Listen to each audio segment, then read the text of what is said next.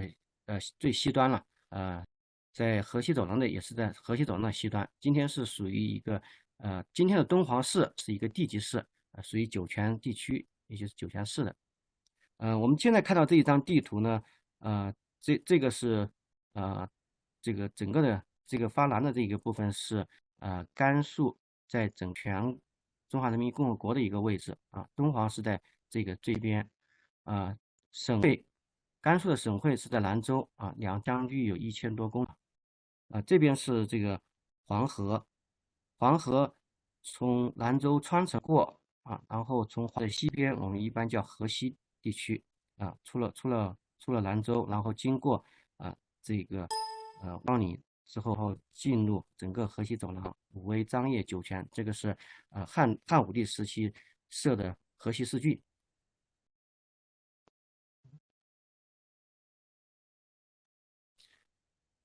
那么刚才讲到了，我们看因为敦煌是属于整个的河西，它是和河西的这个地理环境是分不开的。河西区呢，一般认为河西是东起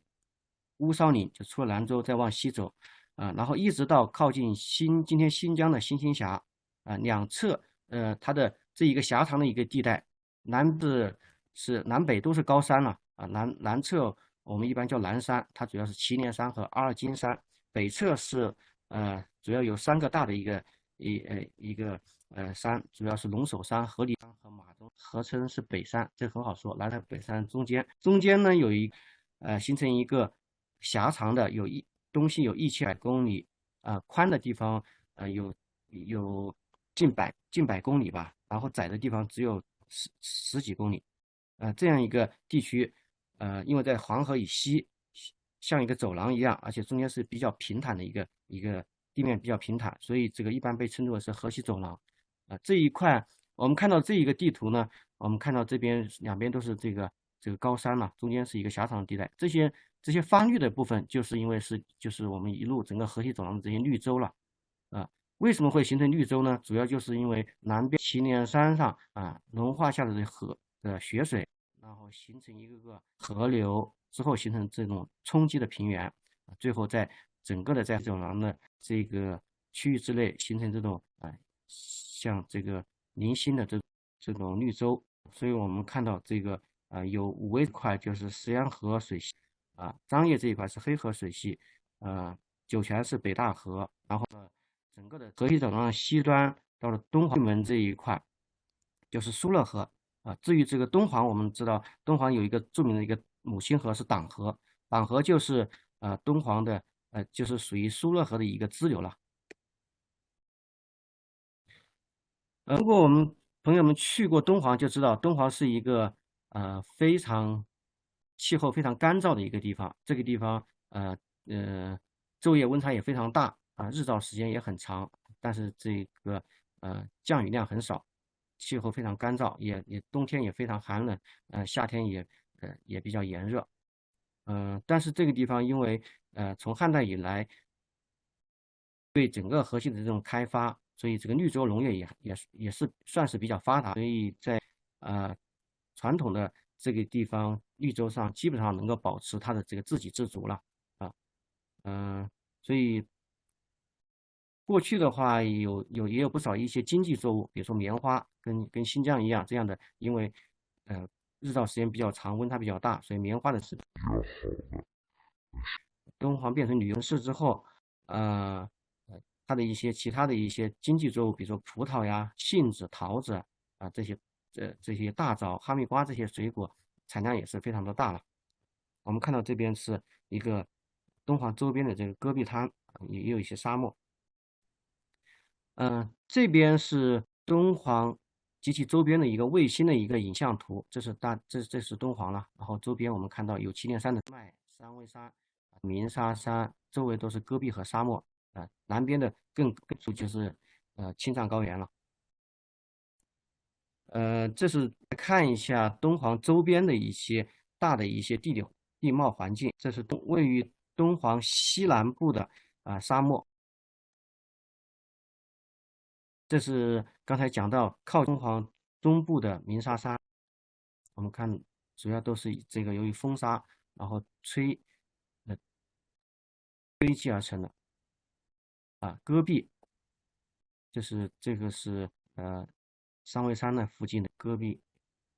戈壁和沙漠有什么区别呢？沙漠主要是一些细沙了，然后寸草不生戈壁主要是一些砾石，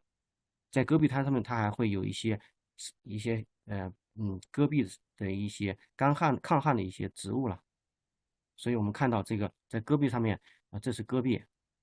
各种形态的，因为这个它的形态不一样，有它的含沙量不一样，含这个砾石的粗细不一样而形成不同的形态也有一些因为这个靠近水源的地方不一样，所以也有一些植物。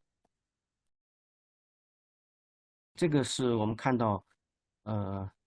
远处就是山上的雪山了，然后有一些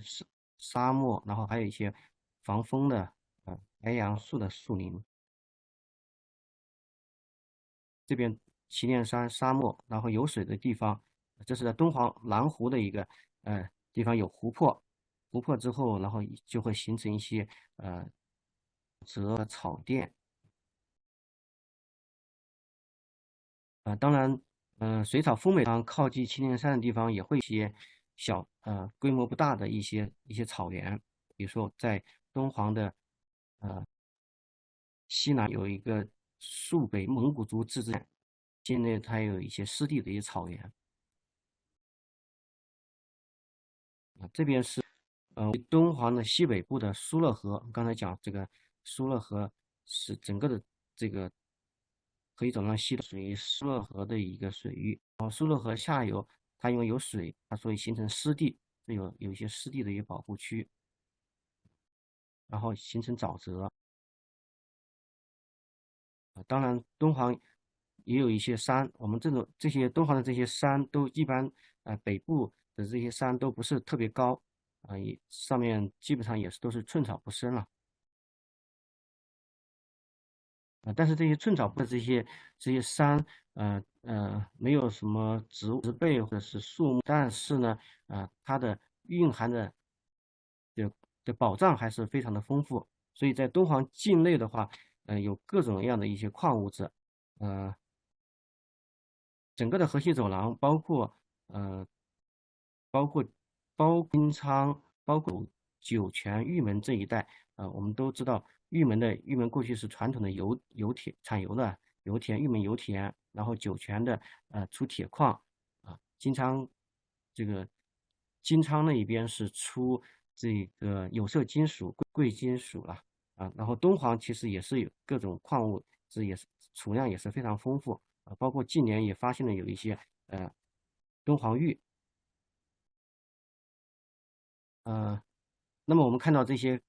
戈壁上面，或者是这些绿洲上面有一些各种各样的这一些植物，这边是这是非常有名的柳了，这边是这个沙枣树，这是红柳树这个是这个沙生的白刺。在莫高窟的这个大泉河的上游有一个叫陈城湾的地方，我拍摄的这个当时的因为是靠近水边河边，所以它有一些这个芨芨草，有一些芦苇也在戈壁滩上面还有一些骆驼刺和白刺。戈壁滩上面这是刚才讲到的这个沙枣树了，这是胡杨，这边是红柳。为什么专门的提到这一些植物呢？因为我们要后面讲到莫高窟的壁画和塑像的时候，我们一定要清楚这个敦煌的这些很多的一些洞窟里面的一些取材，比如说我们的塑像的骨架，还有呃呃壁画地藏层的一些材料，就地取材的，从敦煌本地的一些树木或者这个芨芨草这上面来取材的这个是胡杨了，这是下雪的时候拍下的胡杨。这边是敦煌非常有名的一个自古就非常有名的一个景点，就叫商微山，在莫高窟的就可以远眺到山了。三危山就是三个比较高的一个山峰啊，所以俗称叫三危山啊。这是鸣沙山，我们知道莫高窟就开凿在鸣沙山的一个东麓啊，所以在鸣沙山就在今天的敦煌市的南边不远处。这边现在也是一个景点，所以这个经常会有很多人到鸣沙山去旅游啊，那边也有开发的有一些这个骑骆驼的一些项目。啊，这是在鸣沙山的呃呃它的一个山凹里面，就形成一个非常奇特的一个景观，就是在这个形成一个月牙形的呃一小滩这个泉水，这就名的月牙泉了。敦煌呢，刚才讲到敦煌它是隶属于酒泉市的一个县级市，呃，它是1987年是由敦煌县改成敦煌市的，1986年的时候国列入历史文化名城。这个是敦煌的一个市中心的一个盘旋路，我们叫，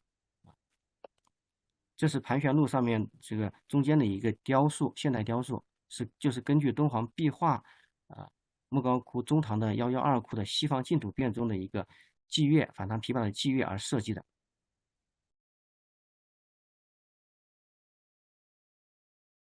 下面我们讲一讲第二个问题，就是敦煌的文化地位。我们看到这一张地图，就是今天酒泉市酒泉地区的一个地图。为什么要放这样一张地图呢？因为我们大家要清楚，我们今天讲的这个敦煌市，就是这个县级的敦煌，并不是我们在文化上面的这个敦煌的一个概念。我们讲文化上的敦煌概念，一般是指古代郡的一个概念，所以它是不仅仅包括今天的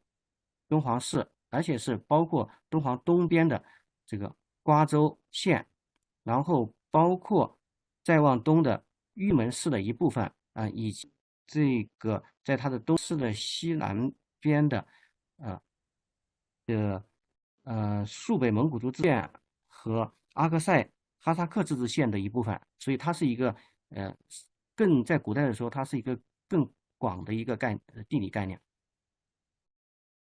那么我们今天的讲敦煌石窟呢，它也不仅仅是包括今天敦煌市的一个石窟，所以它包括了今天属于敦煌市的，敦煌莫高窟、敦煌西千佛洞，包括敦煌市边的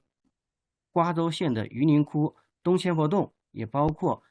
肃北蒙古自治县的五个庙石窟。石窟，当然以敦煌莫高窟的洞窟数量最多，其他的洞窟有的多的有40多个，少的只有5、6个。我们看到他们的这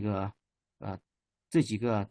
我们通常讲这个敦煌石窟的5个大的这个点，就是指这莫高窟、榆林窟、千佛洞千佛洞5个庙。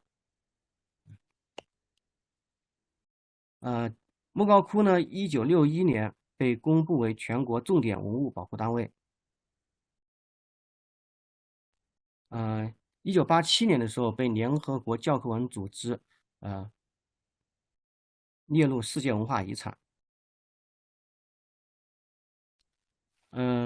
在敦煌的时候，敦煌本地呢一般俗称莫高窟是千佛洞了。现在我们都知道莫高窟是中国最大的石窟群，它是位于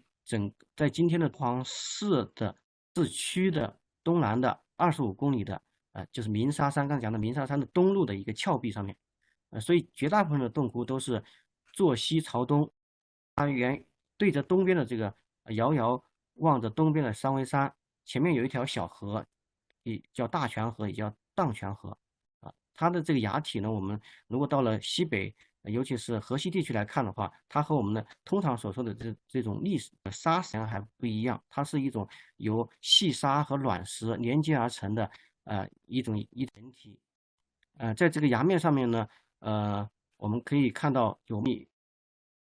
麻麻的这些洞窟啊，上下多的有4、5层，整个的崖面是延续是1700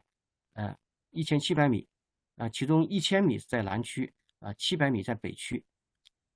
为什么这个区和北区的这个分区它是有一定的功能上面的区分的？在南区，我们今天看到的主要有壁画和塑像的这些洞窟，我们开放的也主要是南区。这个区域是在古代它主要是佛教徒来传播佛教义理和礼拜的一个场所，而北区呢，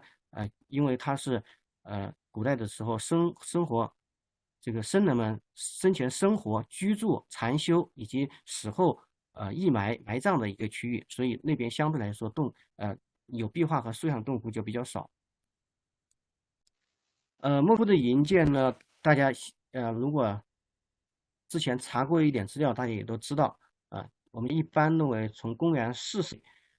一直到公元14世纪延续了1000年时间，从北凉、北魏一直到元代，就经历了11个时代、14个时期。现在编号的呢，南区和北区加起来总共是735个，南区有87个，北区是248个。北区其中有5洞窟呢，是有壁画和塑像的，所以呢，把这5个再加到南区的87个，就是492个。敦煌说有492个，过去说有492个有壁画和塑像编号洞窟，是这么来的。然后石窟呢，我们都知道它是虽然壁画、飞天这些都非常有名了，但是石窟它的一个主礼拜的对象就是彩塑，它是以彩塑为体，四壁和顶是彩绘壁画，地面上面是铺有花砖的，而窟前呢是有殿堂，还有道，然后把这个互相洞窟之间联系起来。所以石窟是一个技术彩塑和壁画是合一的一个文化遗存。现在莫高窟有45000多平方米的壁画，当然这个壁画只是一个表层的一个壁画了，因为敦煌莫高窟的壁画，我们知道历朝历代之后不断的经过重修，有的时候表层的这个继续把底层的早期的壁画进行覆盖，所以这个如果要完全统计的话，可能会整个的壁画的面积还要再更多。彩塑有2000余升，现存的这个唐宋的木构窟檐有5座，另外在崖还有窟前的大泉河两岸呢，分布树有20多座，从西夏从宋代一直到现在一直到民国时期的这些各种的图塔吧。我们看到这是莫高窟窟前的一条河，这个是冬天的时候拍的，大泉河也叫泉河了。这边是里面有水的时候，它河里面还会长一些植物。这是莫高窟窟前大泉河的东岸零星分布的一些图塔，这些图塔后来我们经过了维修，所以看起来比较新，但是它最早的时候可以到宋西夏时期了，也多数是元代的，也有少量的这个清代民国的。这边是这个莫高窟的一个崖面的状况。这个崖面，是经过后来建国以后进行加固，因为我们知道建国以前的时候，这个莫高窟已经非常破败了，这个很多崖体都面临着坍塌。后来建国以后，国家拨巨资对它进行加固维修，所以然后再进行一些支顶，然后修建这个可以连通上下的一些栈道。这个是加固以后，今天我们现在看到的一个崖面的一个状况。这是莫高窟的一个北区，这边从这个塔再往南就是南区，整个的这边是北区了。这是北区的一个崖面状况，因为北区是加固的时间比较晚，所以这个当现在的工程的技术更加先进，所以我们就不用像上个世纪60年代那样去把它整个的崖面的做大的一些改观。这个现在的这个加固就可以基本上保持这个原来崖面的一个原始的一个外貌。北区呢，在1988年到1995年，我们都知道，彭金章先生从武汉大学到了敦煌研究院以后，对北区进行了科学和系统的发掘，出土了重要的一批文物，也彻底搞清楚了北区的它的洞窟的一些性质。我们看到这边是北区出的一些重要的一些文物，比如说这个西夏文的这个咒经呐、然后叙利亚文的圣经，这边回鹘文的木活字，这边是北区出的唯一的一枚的波斯银币，还有景教的铜十字架。呃，敦煌文化，敦煌之所以这个今天的它的就是支撑敦煌文化的两个大的一个支柱，一个就是敦煌石窟了，就是敦煌石窟里面的壁画、塑像、建筑这些，就是敦煌艺术的方面。另外一个呢，就是因为和敦煌藏经洞的发现是有关系的。在应该在1900年吧，莫高窟，在当时的莫高窟有一个道士叫做王禄的，他在地方看守洞窟，他发现这个在今天我们叫3层楼，这是清代的修的3楼，这边是16窟这边是65窟，这是6窟这是一个这个垂直的一组洞窟，这个洞窟在最下层的洞的壁的甬道这个地方有一个洞窟，现在今天编成17窟，在这个洞窟不大的不到10平米的一个洞窟里面，然后发现了这个将近6万件各种的一些古代的一些佛教文献，古代的文献既有佛教的文献，也有一些社会文书，还有道教的、摩尼教的经典，甚至是包括一些通俗的呃文献，什么文学作品呀、启蒙读物这些都在里面存在。还有除了汉文的一些写本以外，还有这个藏文、于阗文、梵文、素文等的一些少数民族的一些写本。除了这个文献以外呢，里面也出土了一些珍贵的一些文物，包括各种方画、纸画、方画，还有一些法器等等这边是这个3层楼这边是藏经洞的这个入口了这是发现藏经洞的王元禄道士。所以发现藏经洞之后呢，然后当我们都知道19年是八国联军打进北京的时候，所以当时是国家处在一个灾难深重的一个年代，也无暇顾及这个西北的这些文化遗产了，所以但是西方探险家到这个消息以后接踵而至，所以在1907年的时候，英籍的敦煌，然后从王道士手中骗取了这个大量的这个写经，还有一些艺术品，他分别来了2次，1907年、1914年来了2次，这个是这个斯坦因了。然后斯坦因之后，法国人伯希和也到了这个敦煌，继续从王道手中骗走了这个大量的藏经洞所出的一些文物这个我们看到这个是这个伯希和了，然后这是伯希和到了这个进入洞里面用了整整3个星期的时间在藏经洞里面挑选这个他觉得非常重要的一些中国古代的文献，还有一些绢画、纸画这些重要的一些艺术品。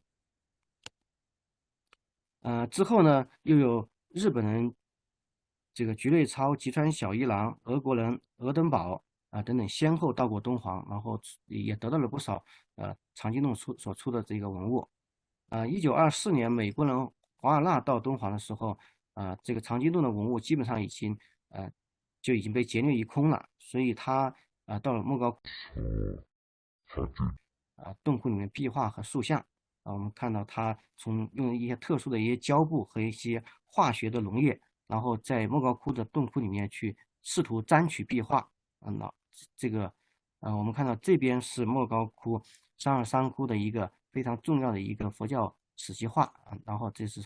华尔纳沾取壁画留下的一个痕迹。然后他也盗取了一些莫高窟的一些塑像。当然也不多，因为这个塑像一般都比较的，体量都比较大了。比如说我们看到这张图就是华尔纳故人，然后从莫高窟、328窟，把其中一身非常精美的供养上的塑像搬走的是当时的一个场景。这是莫高窟、328窟，唐代非常有名的一幅佛教的一些造像，非常精美的这边这个一佛、二弟子、二菩萨，本来这个地方有2个供养菩萨这边这个南侧的供养菩萨，华尔纳盗走了。藏经洞我们知道，如果我们过去的我们的中学的历史教科书里面就提到了，藏经洞里面出有非常重要的一些文献在晚唐时期868年的咸通9年的金刚经的最早的有纪年的雕版印刷品的金刚经的卷子就是这个。当然里面有一些非常重要的一些其他的一些，包括书法作品，比如说唐太宗的温泉铭的最早的拓本的文献，还有甘询的书法作品，然后除了大量的汉文文献以外，还有其他的一些各个民族的一些文献，比如说粟特文的文献、回鹘文的文献还有吐蕃的这个古藏文的文献梵文的文献等等里面出的大量的这个非常精美的艺术品，其中绘画作品是非常重要的。比如说我们看到这边是一个引路菩萨，一个唐代的一个引路菩萨，这个是这个观音然后这个妇女去世了，把她引导到西方极乐世界净土世界这个唐代妇女，我们看到和传世的唐代周访的簪花仕女图这个妇女的这个装束，还有她的这个她的眉毛这些口鼻的这种妆容的，基本是出一辙的了。然后这边有藏于就是伯希和拿到法国的，这个也是一个绢画里面这个有因为伯希和他的汉文非常好，所以他在藏经洞挑的时候挑了很多的他觉得非常重要的一些非常精美，另一个是非常有历史价值的，比如说很多比如说绢画艺术品也好，文献好都有纪年的。这个绢画就有明确的一些文字的，还有一些写的是谁谁谁供养，然后是哪一年哪一月为了什么事情，然后做这个你那边当然这个穿白衣服的女只是去了，然后这边是水月观音了这边是一个千手千眼观音，这个观音因为它可以救难，然后可以使这个去世的人得到解脱了。地藏也是掌管地狱，所以这个于田公主然后去世了，然后他们这个后来发愿为她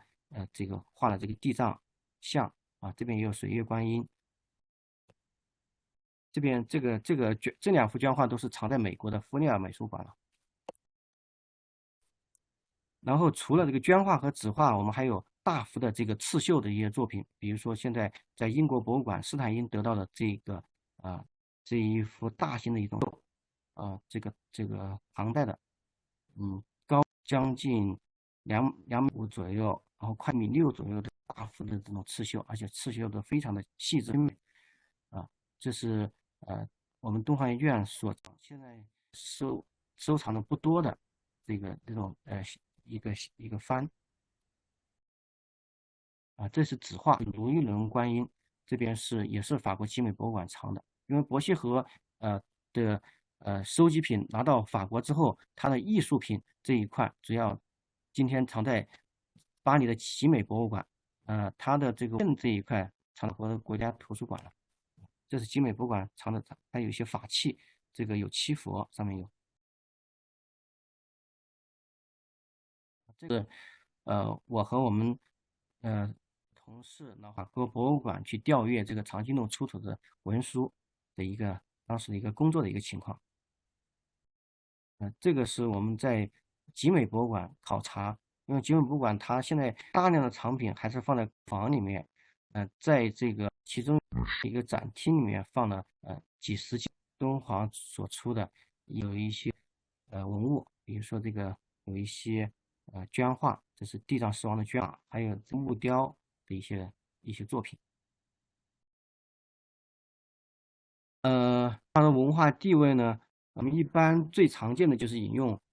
季羡林先生的一个说法。季老曾经他说，历史悠久，地域广阔，自成体系，影响深远的文化体系只有4个：中国、印度、希腊、伊斯兰再没有第5个。而这4个文化体汇流的地方只有一个，就是中国的敦煌和新疆，再没有第2个。所以它整个的，包括敦煌在内的整个的这个这个西走廊的西端和这个古代的西域这一块，是一个这个各种文化汇流和交融的一个地方。所以习近平主席曾经说过，说文明因交流而多彩，文明因为互鉴而丰富。敦煌就是因为它是几大文化体系，然后以交融的荟萃的一个地方。所以它融合了东西方异彩纷呈的文化，同时也显露出来这个当时汉唐时期中国人的这种开放学习的精神。这种精神呢，和我们今天所提倡的丝路精神，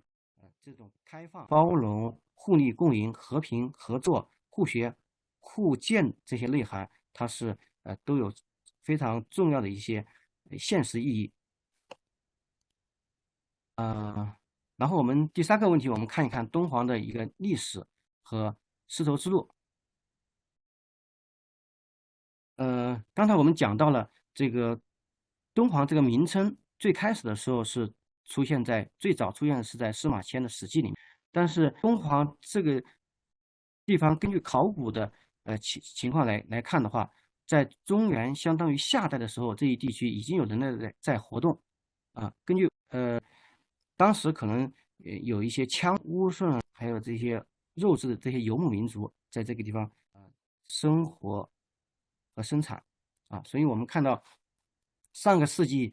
70年代的时候，甘肃的文物工作者在今天的玉门市，就是这个敦煌过去是瓜州，瓜州再过去是玉门，在玉门那个地方清理了有3座古墓葬，这个年代呢就是距今3700年，其中出土了各种文物，有陶器、铜器、石器、玉器，还有一些骨器，还有金银器。其中这个铜器有多达200多件，这就是著名的这个在考古学上面非常有名的火烧沟文化遗址。这个遗址呢，相当于中原的这个夏代的这个时期了是青铜文化时代的一个文化遗存。现在一般认为这个文化遗存，它是属于羌人的文化遗存了。这个是在火烧沟遗址出土的这个人形的一个彩陶，有彩陶，它的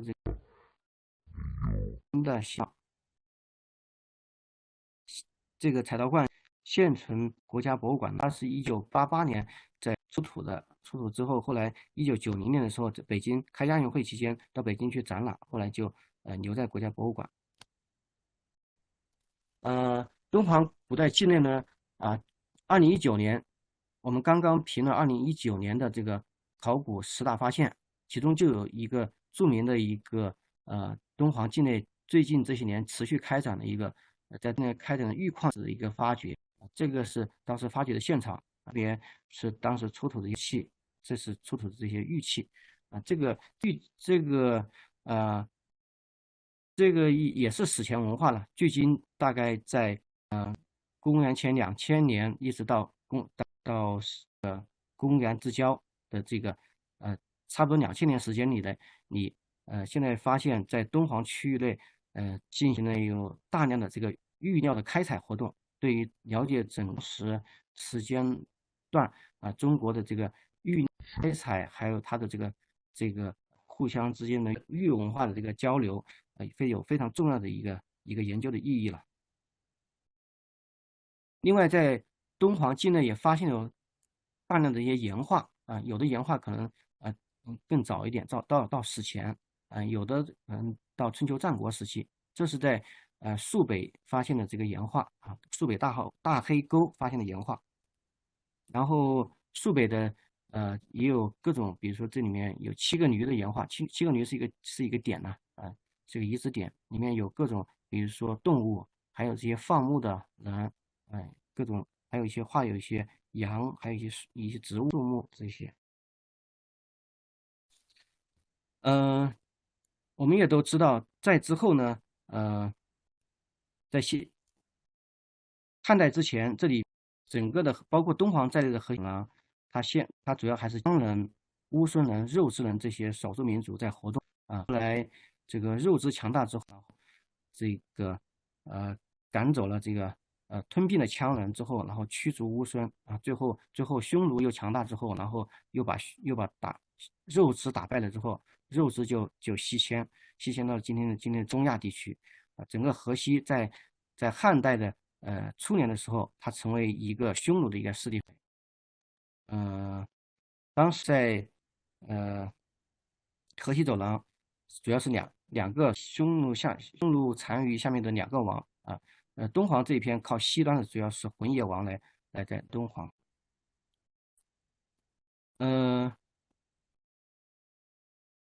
匈奴和汉朝最开始在汉朝刚刚建立的时候发生了一个激烈的一个冲突，就发生了这个汉高祖刘邦在今天的大同附近，在白登山被匈奴围困之后，后来这个使用计谋才得以逃脱了啊。所以这个汉初，然后国策就由匈奴的国策就转入防御。主要是采取和亲的一个政策。经过差不多几十年的休养生息，汉朝的国力得到的很大的一个提升之后，到汉武时期之后，就就对匈奴的这个发生了变化。我们就知道和匈奴发生了一些战争。这样的话，尤其是在河西地区，汉武帝派霍去病2次去攻打匈奴之后，然后把河西走廊击败，从而全线打通了河西走廊。把这个整个河西走廊归入中原王朝的版图啊，然后设立武威、张掖、就和敦煌4郡，然后在郡下面又设县了，并从中原呢，然后移民过来，派士兵过来屯田、修筑长城和风水，把它这个整个的进行一个建立这些游艺的系统，在敦煌的西边又设玉门关和阳关作为一个进出西域的一个门户。从而这个建立起一个稳固的一个在河西的一个统治。这个是我们看到在敦煌境内的汉代的古城遗址，有汉代的敦煌郡的一些古城，然后汉代的永乐县、广治县这些县城，这些县城早已经荒废了，所以今天我们都只剩下残垣断壁，而且被黄沙掩埋了。这个是汉代的这个长城的一个遗址，敦煌境内现存汉王朝的这个长城有150公里左右了。这种长城都是这个夯土城墙，就是用这个当地就地取材的这个牛杆啊、芨芨草，然后这个再加上这个夯土一层一层的进行夯筑的。还有一些敦煌境内也存有100多座这个风水。我们的风水它这个起一个预警的一个小型的一个军事据点了，所以这个它也是都是就地取材，有些地方是用夯土的，有些地方是用石块垒砌的啊。这边是这个阳关的风水遗址，这一块地方过去在敦煌叫做古董滩这个阳关据说就在这一块，但是现在具体的关子找不到。但是在这个山顶上面竖有一根水这个成为这个阳关的一个象征性的一个图片了。然后玉门关遗址，呃，在阳关和玉门关，阳关在南边，玉门关在北边呢。玉门关遗址靠近它的北面就是这个苏勒河，这个这个城，但是在这个城的周围这个考古发现有一些汉代的一些木简出土，其中明确就有玉门都尉府啊的这个写个墨书的这些题记，可以证明这一块大概就是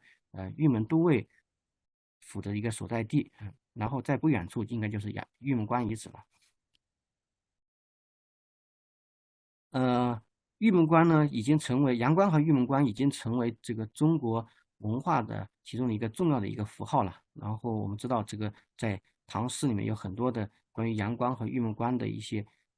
诗词。但是我们要知道，比如说，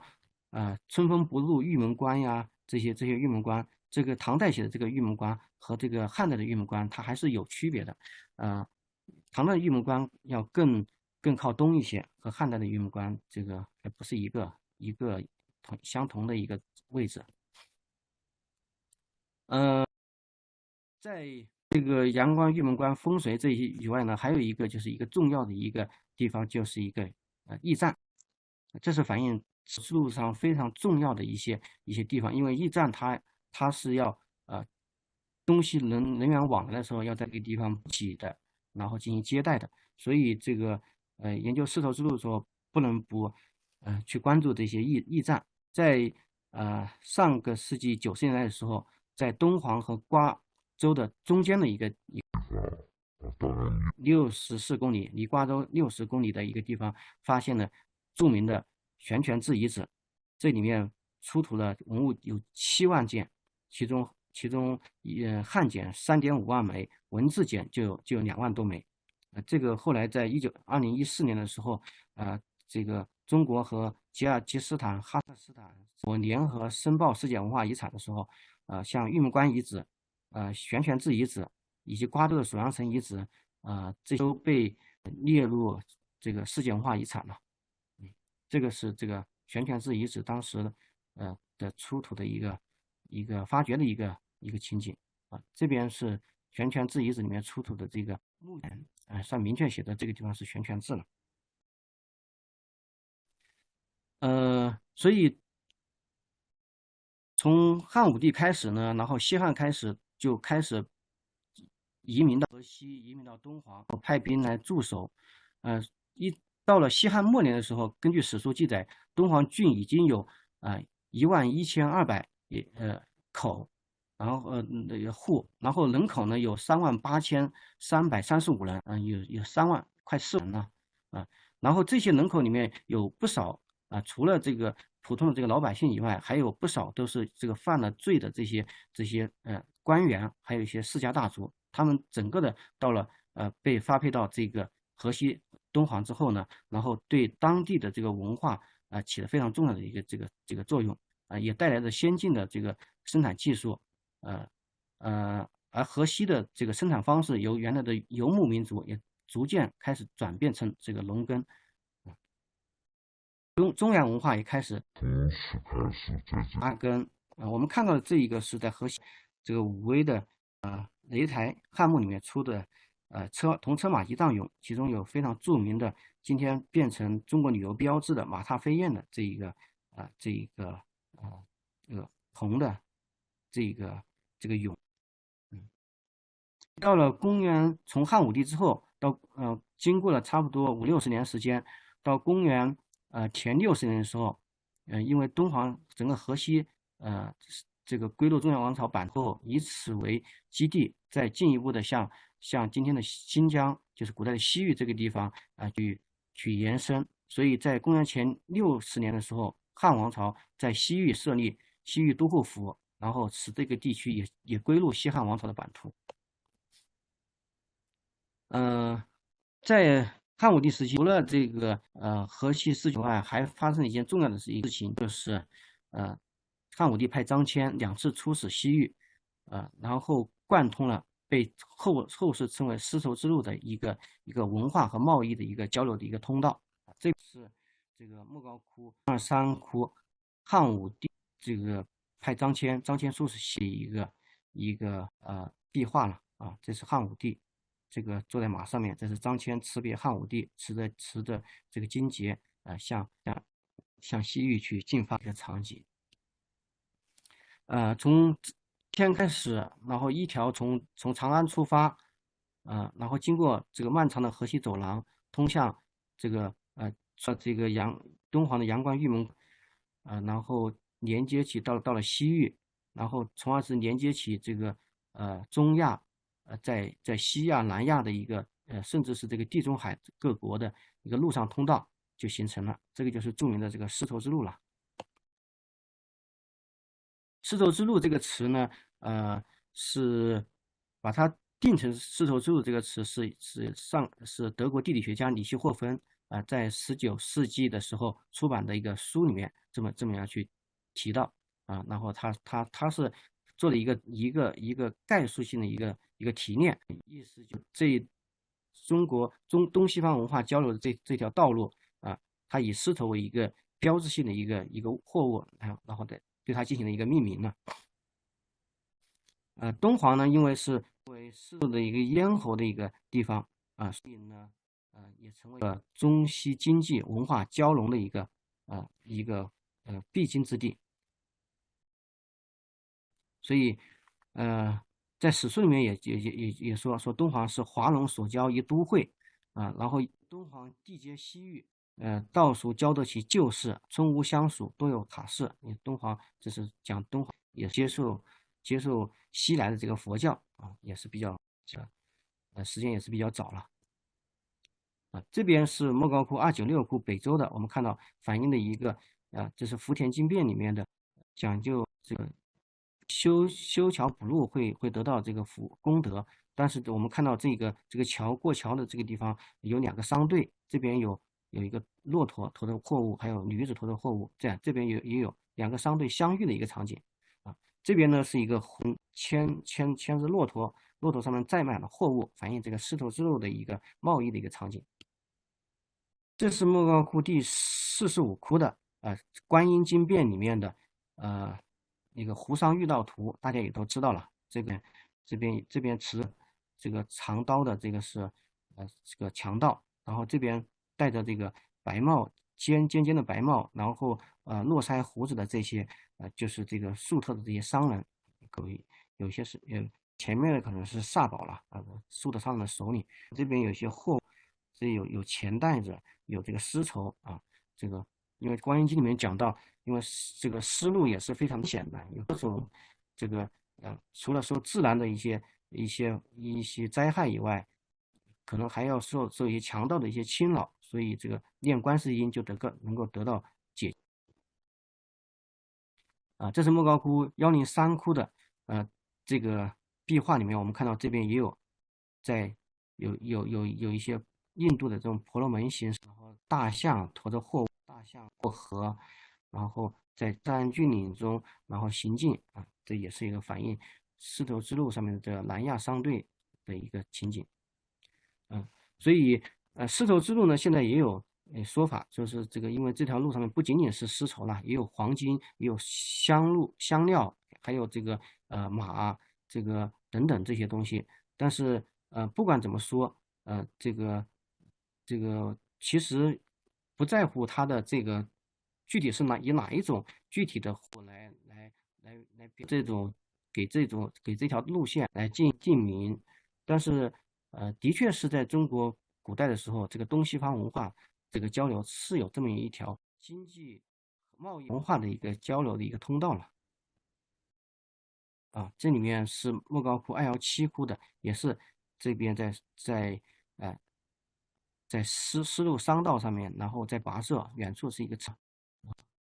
这边当然在这个路上丝绸之路，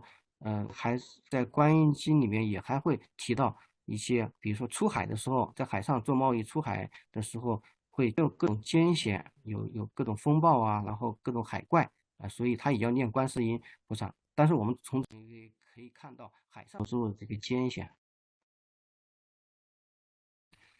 丝路的那个是一张照片，是丝路古道旁这个野骆驼的这个骸骨了所以这个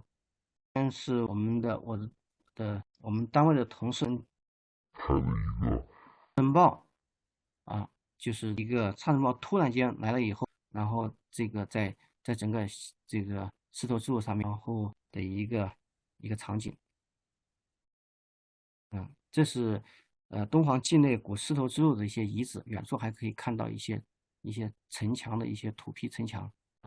这个夯土城墙。嗯，因为丝绸之路的开通，所以这个佛教呢，经过丝绸之路，沿着丝绸之路，然后就传入整个的这个河西，然后传入中原，传入敦煌。刚才讲到敦煌，因为接近这个西域，所以它较早的接受了佛教。那么什么时候到了在敦煌时呢？我们从刚才讲到的《悬泉志》里面，然后出了一枚非常重要的一个木简它里面就提到吃酒的一个赴宴的一个邀请了，然后他就提到说这个少酒薄乐，弟子坛堂再拜请，这个会月念三日，小浮屠礼，七门西入这个这就是请人去吃酒的时候，然后的一个客气话，然后时间有地点包括但是这个地点非常有意思。我们知道，在古代的时候，这个基层的这个组织是乡里制度。那么这个小浮屠，浮屠是一个佛教的一个名词，它是也既表示佛，也表示这个佛塔所以小浮屠应该是一个小佛塔小佛塔以小佛塔来命名这个礼，说明这个在东汉时期的佛教已经在敦煌已经有地名。东汉之后呢，我们知道这个因为持续的这个国家分裂，然后动荡，尤其是中原地区，这个几百年就是互相之间这个征战，然后这个因为分裂，所以呢，但是呢，到了敦煌的这个地方呢，先后也有不同的这些少数民族政权来统治这个地方，但是相对来说，还是比较安定，经济也是比较繁荣吧。所以这个因为各个地方割据一方的这个地方统治者，他们还是在加强他们这个当地的这个文化和经济，尤其是也提倡儒学和佛教，所以从西晋一直到呃呃魏晋魏晋南北朝时期吧，然后所以敦煌也是人辈出了，在西晋时期，敦煌人所进他们还有他的这个同乡有5个人到当时的长安去，也是驰名海内外，被称为是敦煌五龙了。后来的郭瑜索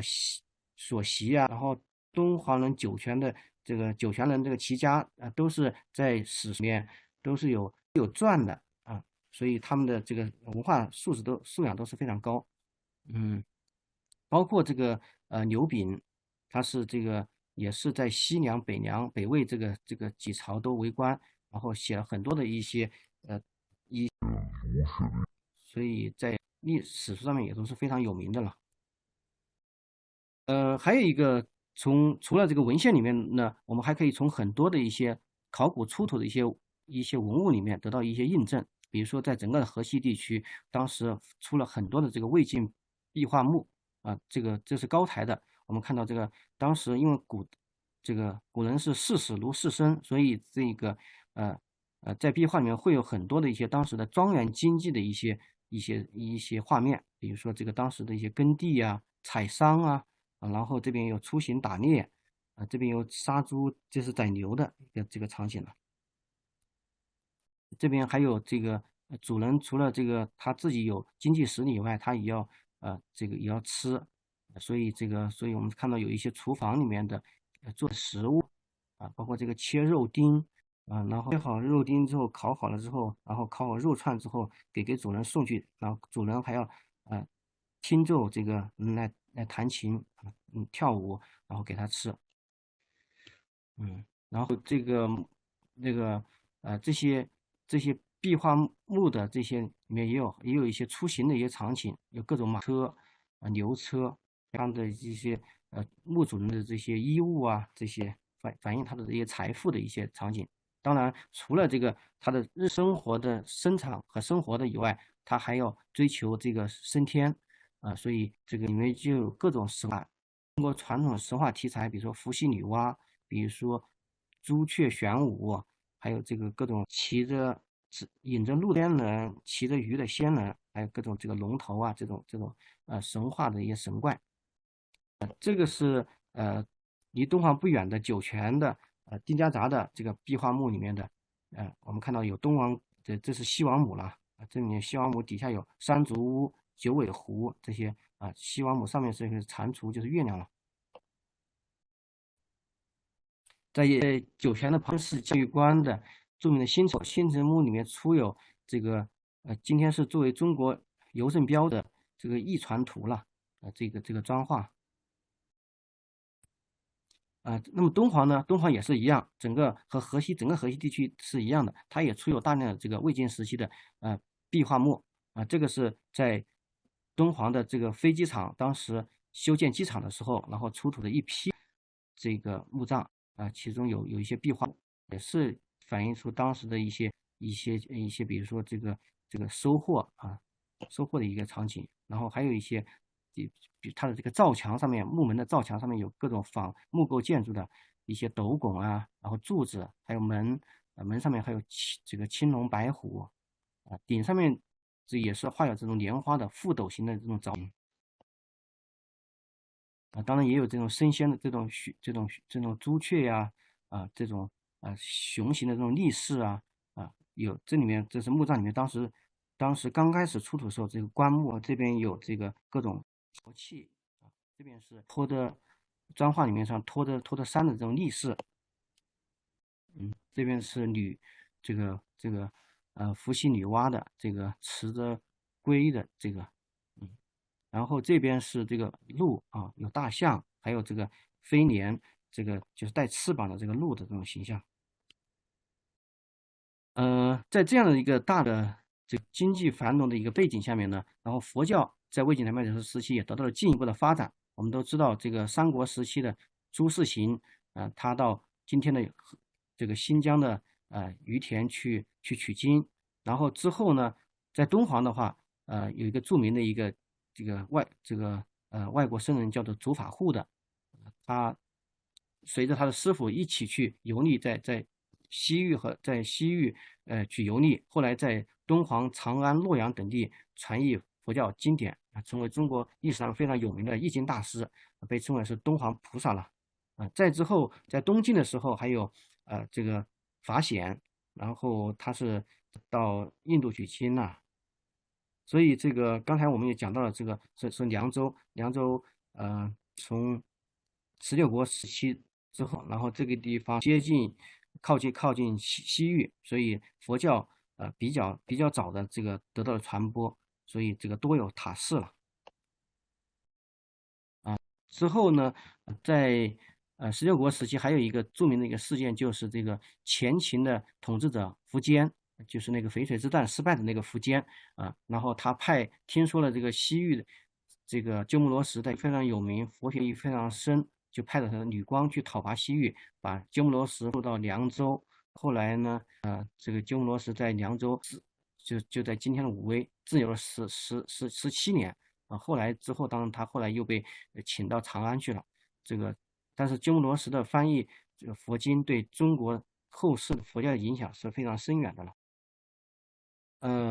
也就是在这个前秦这个时期，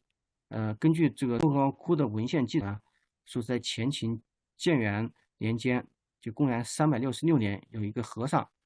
然后到了莫高窟，就是到了三危山，鸣沙山的东路了，然后看见对面三危山上霞光满天，像有千佛一样，就认为地方是一个非常祥瑞的一个地方，所以就在这个地方开凿了第一个洞窟这个和尚就叫做月尊，这个月尊的这个石窟呢，今天已经没有办法去考证了，呃但是在文献里面是有记载的。我们现在现存的石窟最早的是在公元400年前后的北凉时期开凿的洞窟了。月尊呢，根据文献记载，又有一个法梁的和尚也是跟着月尊之后，然后也在莫高窟进行开窟造像。所以这两个高僧就是敦煌文献中记载的月尊、法梁、阿奇宗，这个是开创了莫高窟营建的一个历史。这个是这个唐朝武则天时期立的一个碑，碑上面就记载了这个月尊法开窟的一个历史。还有一段也是，这个是在莫高窟藏洞里面出土的一个文献，以及莫高窟156窟晚唐时期的这个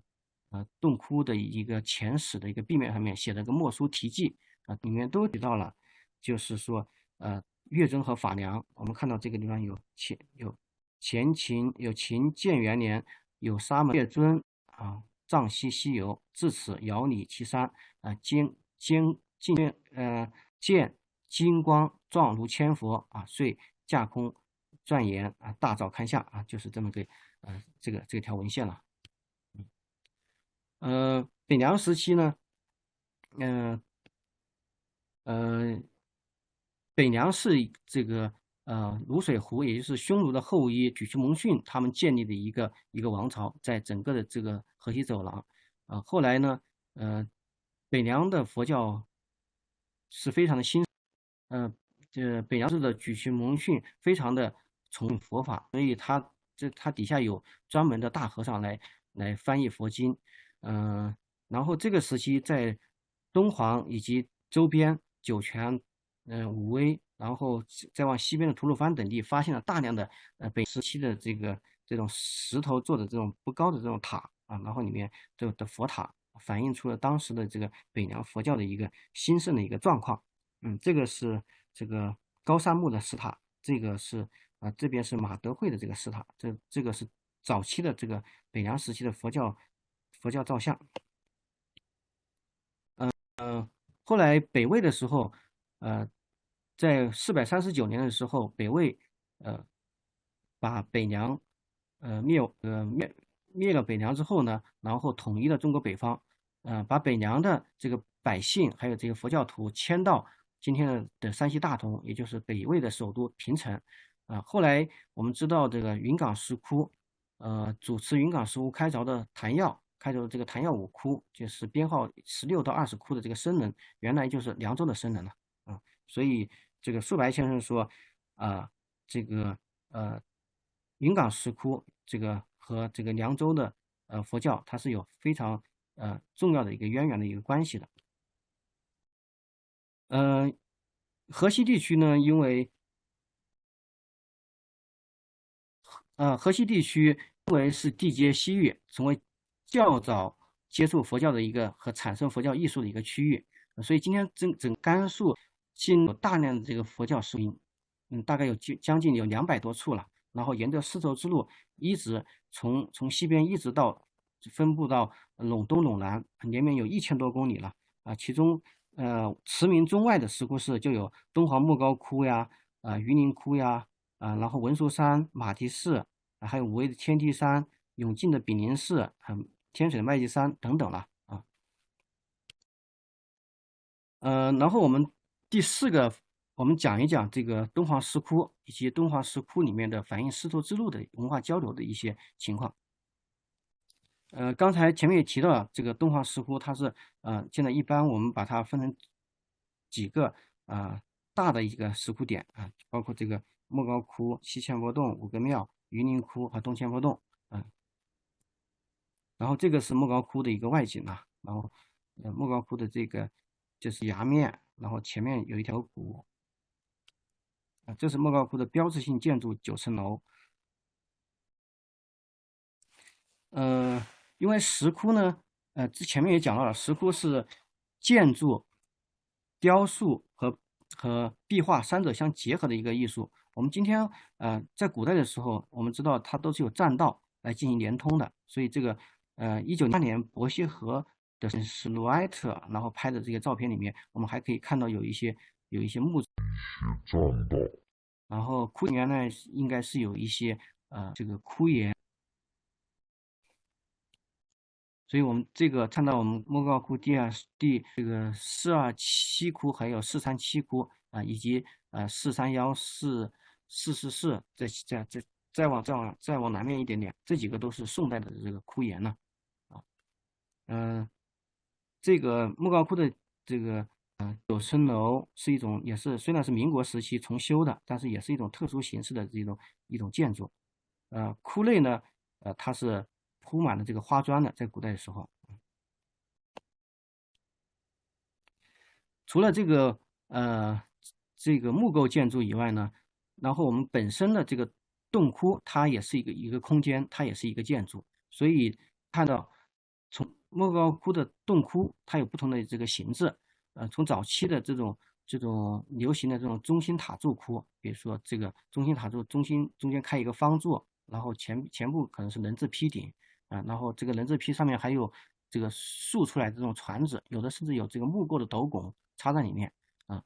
然后我们看看这是一个人字批，后部平顶，中间一个方柱，这是早期流行的一种中心方柱的一个洞窟。还有一种是我们叫佛殿窟，就是呃就是一个中间没有柱子了。这个是莫高窟第285窟。285窟的话，然后它也是形制也是比较特殊，它是一个多室堂窟，在它的两个侧壁开有4个小禅室。这是佛殿窟，这是到隋代的时候流行的三壁三龛，就是3个壁，正壁、这个左壁、右壁也叫这个南壁和北壁各开3龛。顶上面是一个覆斗顶，顶上面都是画的壁画了。然后到了晚期的时候，出现这种比较大型的这种巨型的窟，然后它是一个在中间有一个中心佛坛，然后后面有个背屏，整个的四壁不开龛了。就仿照有点类似后来我们受到这个佛教寺院里面这种大雄宝殿的这种建筑影响了。这个是因为这是莫高窟465窟藏传佛教的影响之后，然后它在中间设有一个圆坛，然后四壁也是一个四批。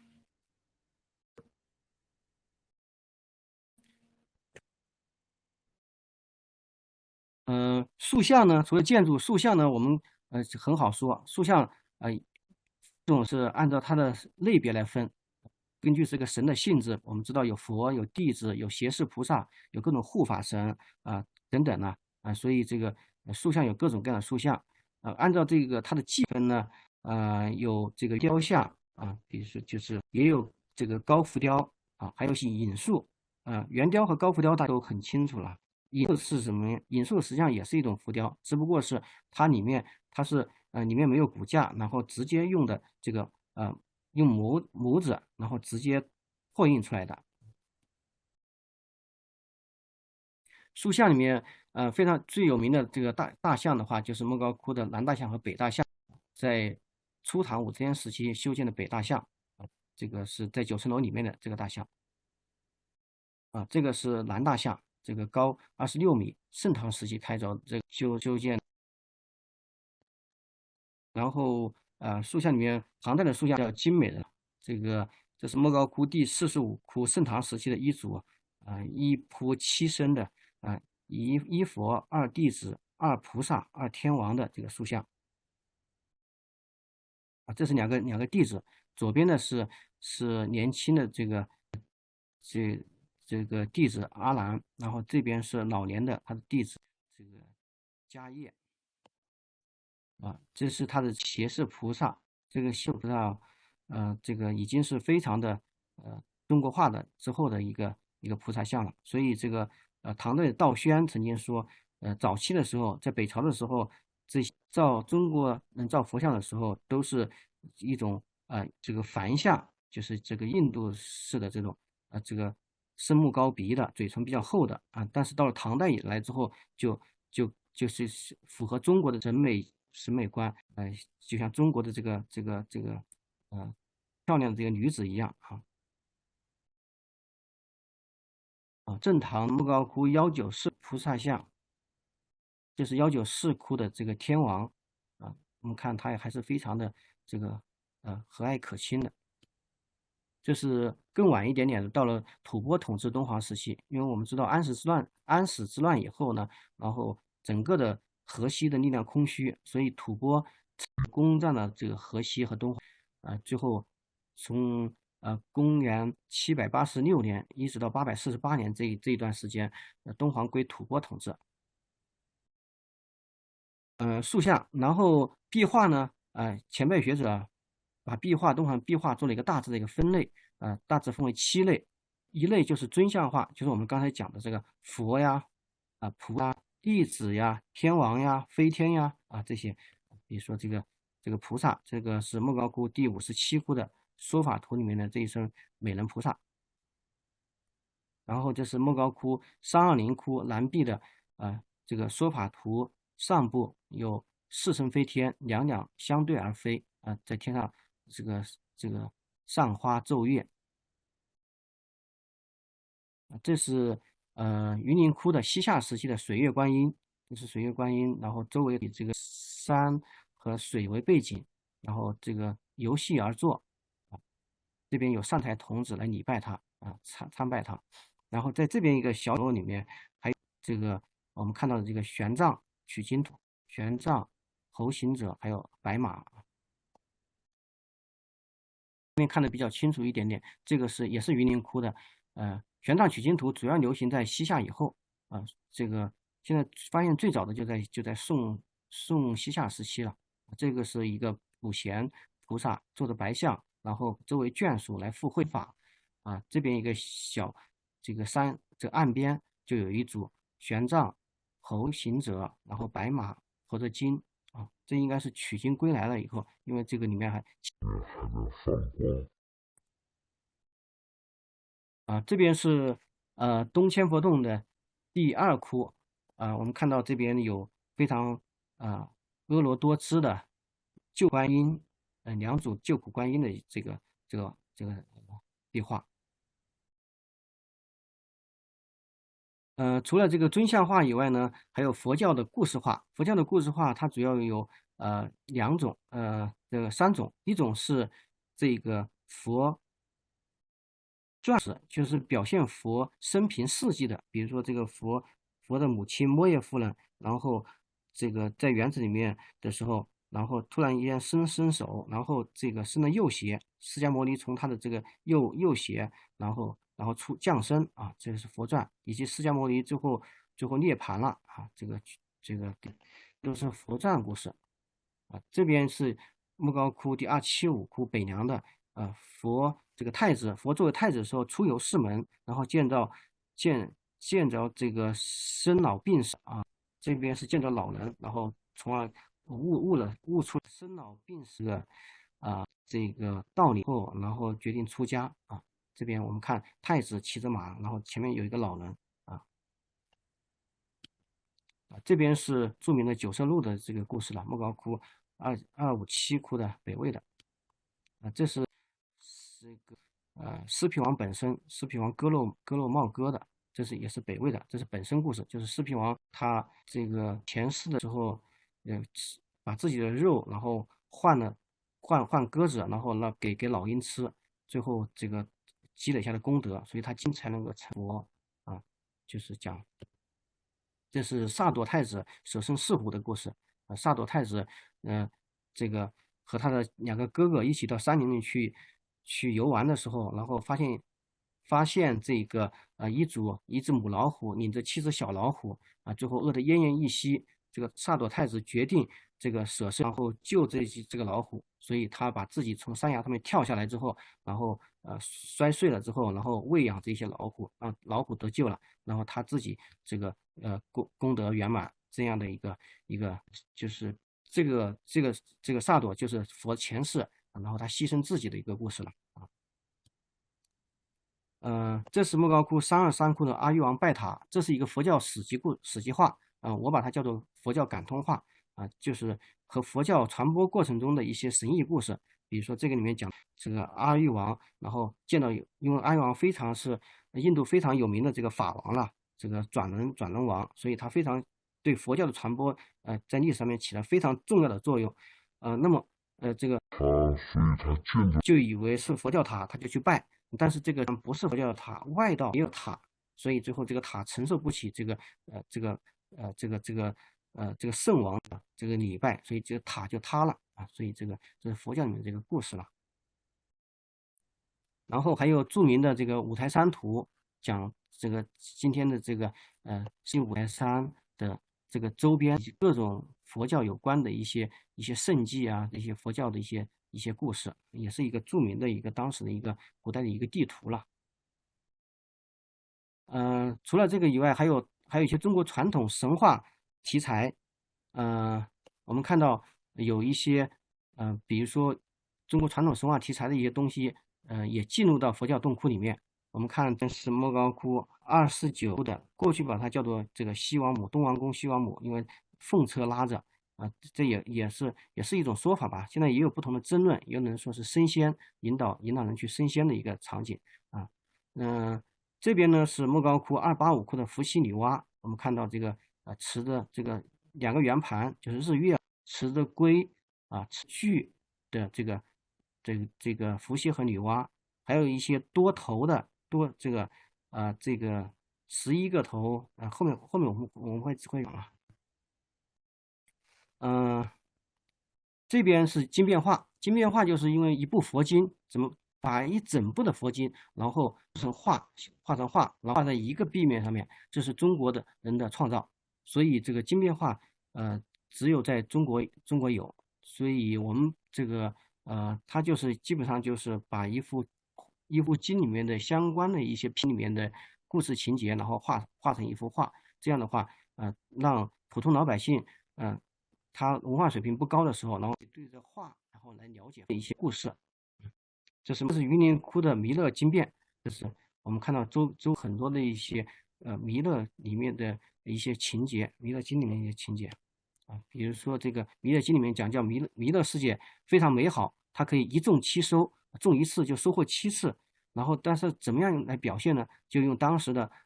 农业生产的一些景象，比如说我们看羊场收割，然后耕地的这个场景啊。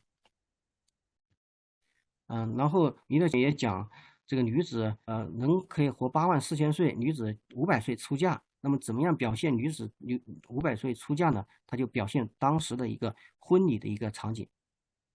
啊，表现人活了84000岁之后，然后老人去世的一个场景，就是老人自动在一个坟墓里面去然后和这个他的家人告别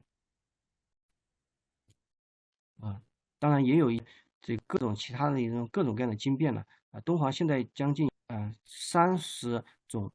各种经变，这个里面就是过去我们把它叫做法华经变，现在一般认定是佛顶尊胜陀罗尼经变，这个经变里面故事也是非常的，这个有个非常的一个故事啊。然后是我们看这个里面的时候，我们注意到，除了这个经变的一些故事以外，我们看到有典型的这个唐宋期的这个青绿山水的这种绘画的一个画。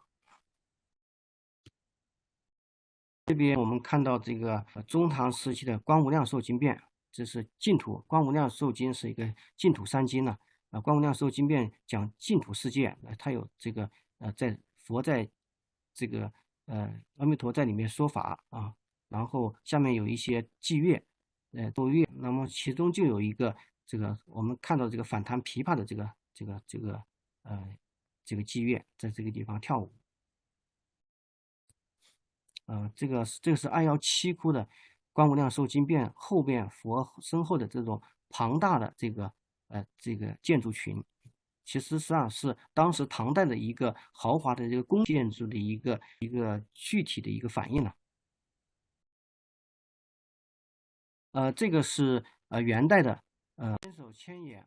观音经变，然后我们看到这个中间的这个周围全是手和眼睛。除了经变以外呢，还有一类就是敦煌壁画里面还有一类就是供养人，就是出资修筑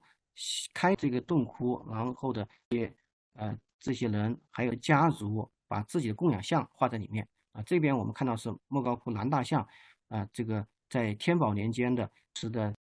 晋昌郡太守，就是敦煌太守，然后他的以及他的女儿们他们的一个供养像。这后面还有这个各个时代的，比如说这个莫高窟，第85窟的曹义金，或是归玉经，就是曹氏家族的开创者的曹义金的供养像，还有这个晚唐时期的除了这个正规的这样的话，还有非常阔的，比如说侍女抱着家这个小孩的这种供养像。最后一种就是装饰图案也是能出现就是因为佛除了这些佛的那个以外，它还要以一种环境气氛，所以就免不了有一些装饰图案其中我们看有大量藻井图案，这是莫高窟第407窟的三兔藻井，这是一个莲花，周围有一圈飞天，中间是3只兔子三兔连着3只耳朵周围这有一些垂蔓然后这是莫高窟428窟的这个人字披顶上面的这个是象征传承中间有一些花卉，花卉里面有飞天，有一些动物等等图案，还有各种花卉的一些图案这个主要是用来洞窟装饰了。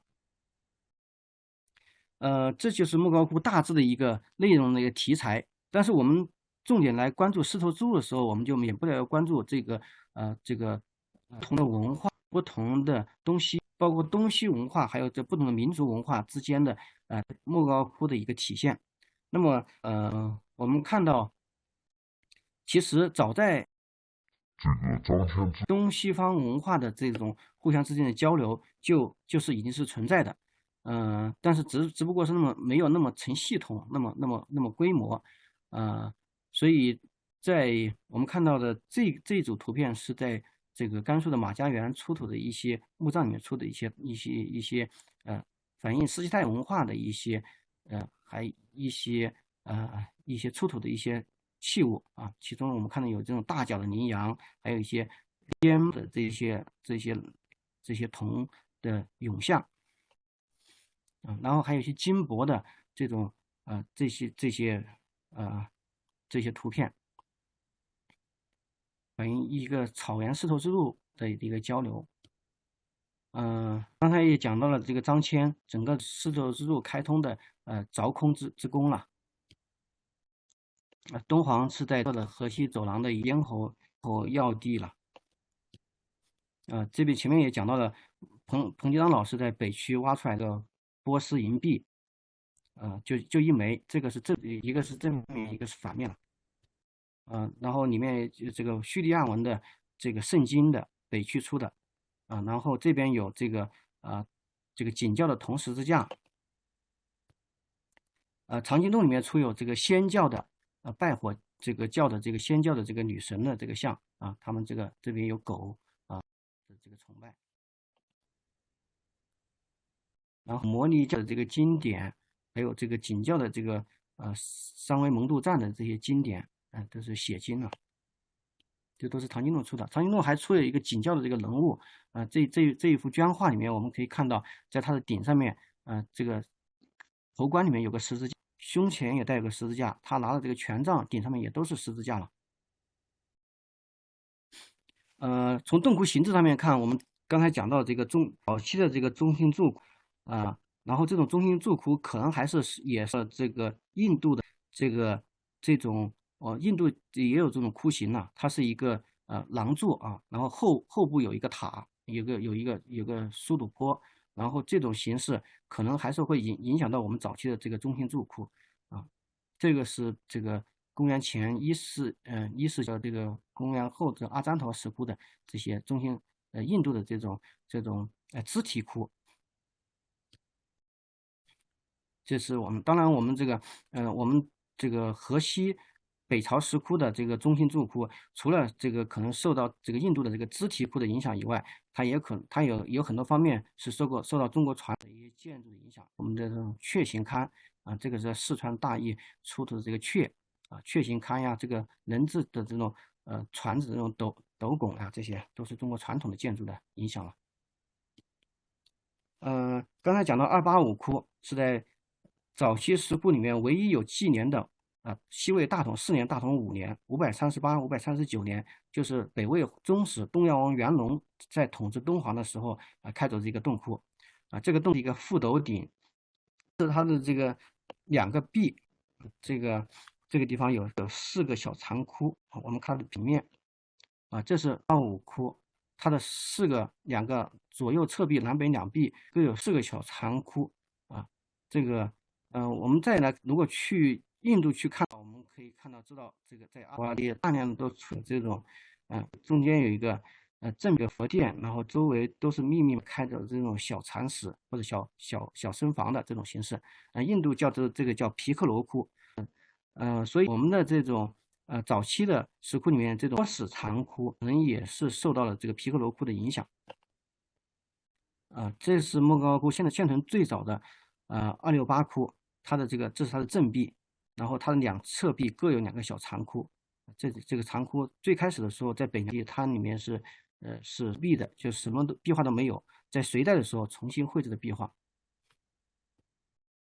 在268窟的它的正壁，我们的这个L 尼亚式的这个柱头，这种卷头的这种希腊这个的这种影响啊。然后这是北疆的第2个窟，22窟，272窟，它是一个形制跟268不一样，它是一个穹庐顶。然后我们看一看它的这个佛龛的也是一个圆顶的形式。这种佛龛的圆顶形式，我们看一看阿占陀和艾勒拉的这种佛塔，它的这个圆顶的这种佛塔啊，它的龛。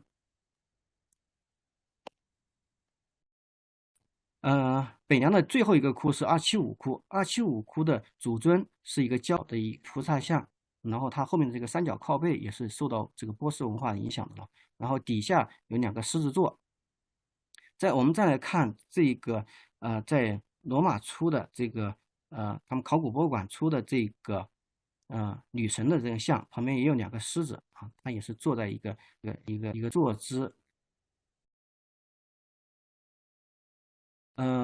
我们再来看这个琵琶，这个275窟，275窟我们看到这个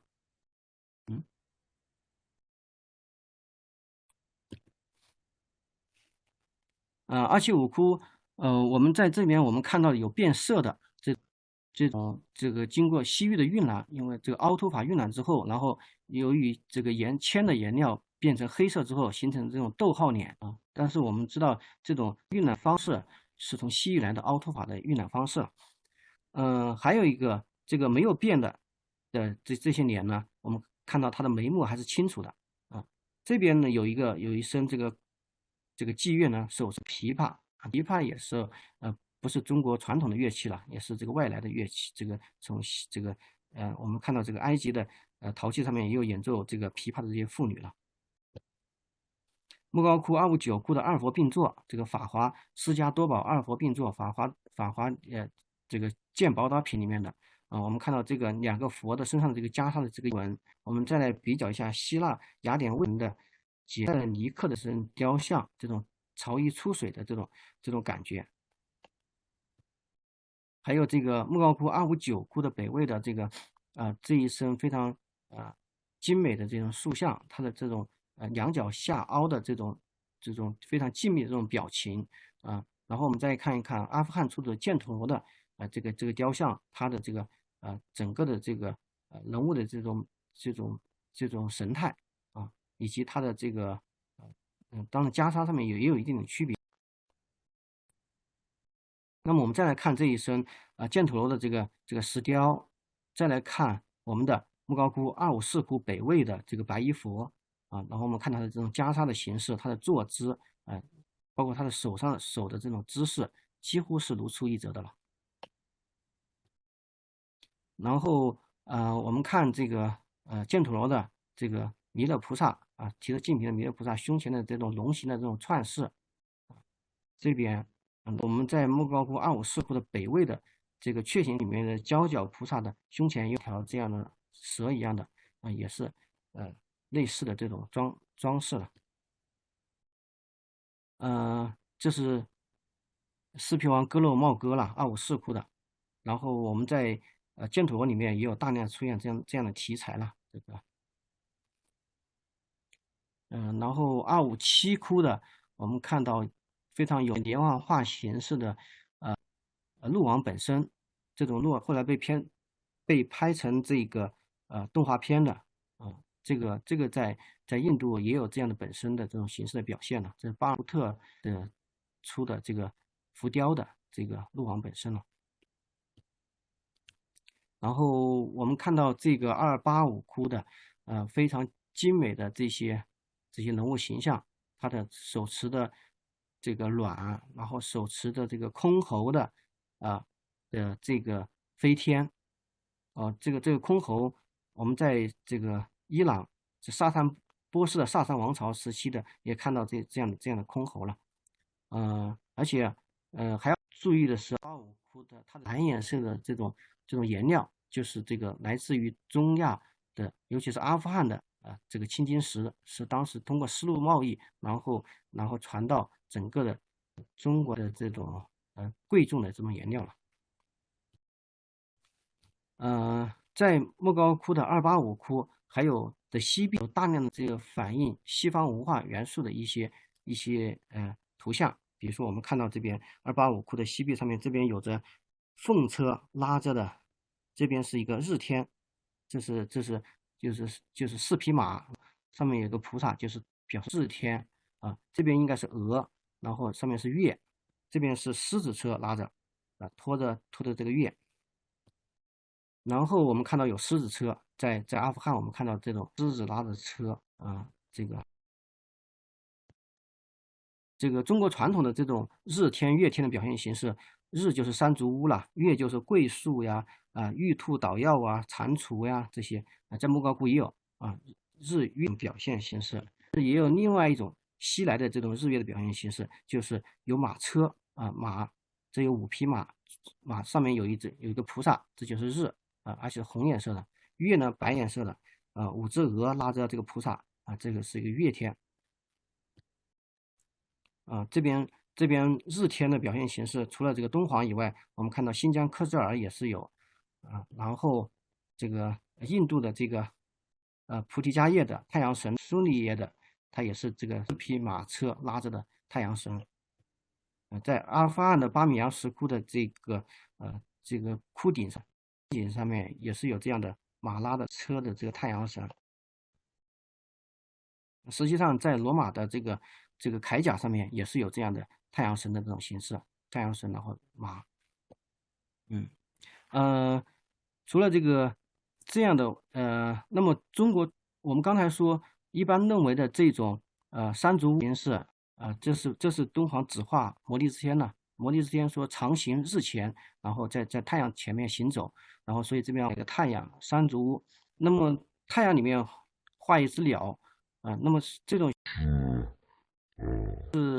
是受到哪里的影响呢？还是中国固有的，还是也有影响呢？这个但是我们不知道，我们只知道这个埃及的这个古墓葬里面，这个表现太阳的时候，然后中间也曾经有这种鸟的这种表现形式。然后当然黄道12宫这个在莫高窟的61窟的甬道有黄道12宫，我们看到有28星宿，这个有黄道12宫，有天蝎座、巨蟹座这些双鱼座这些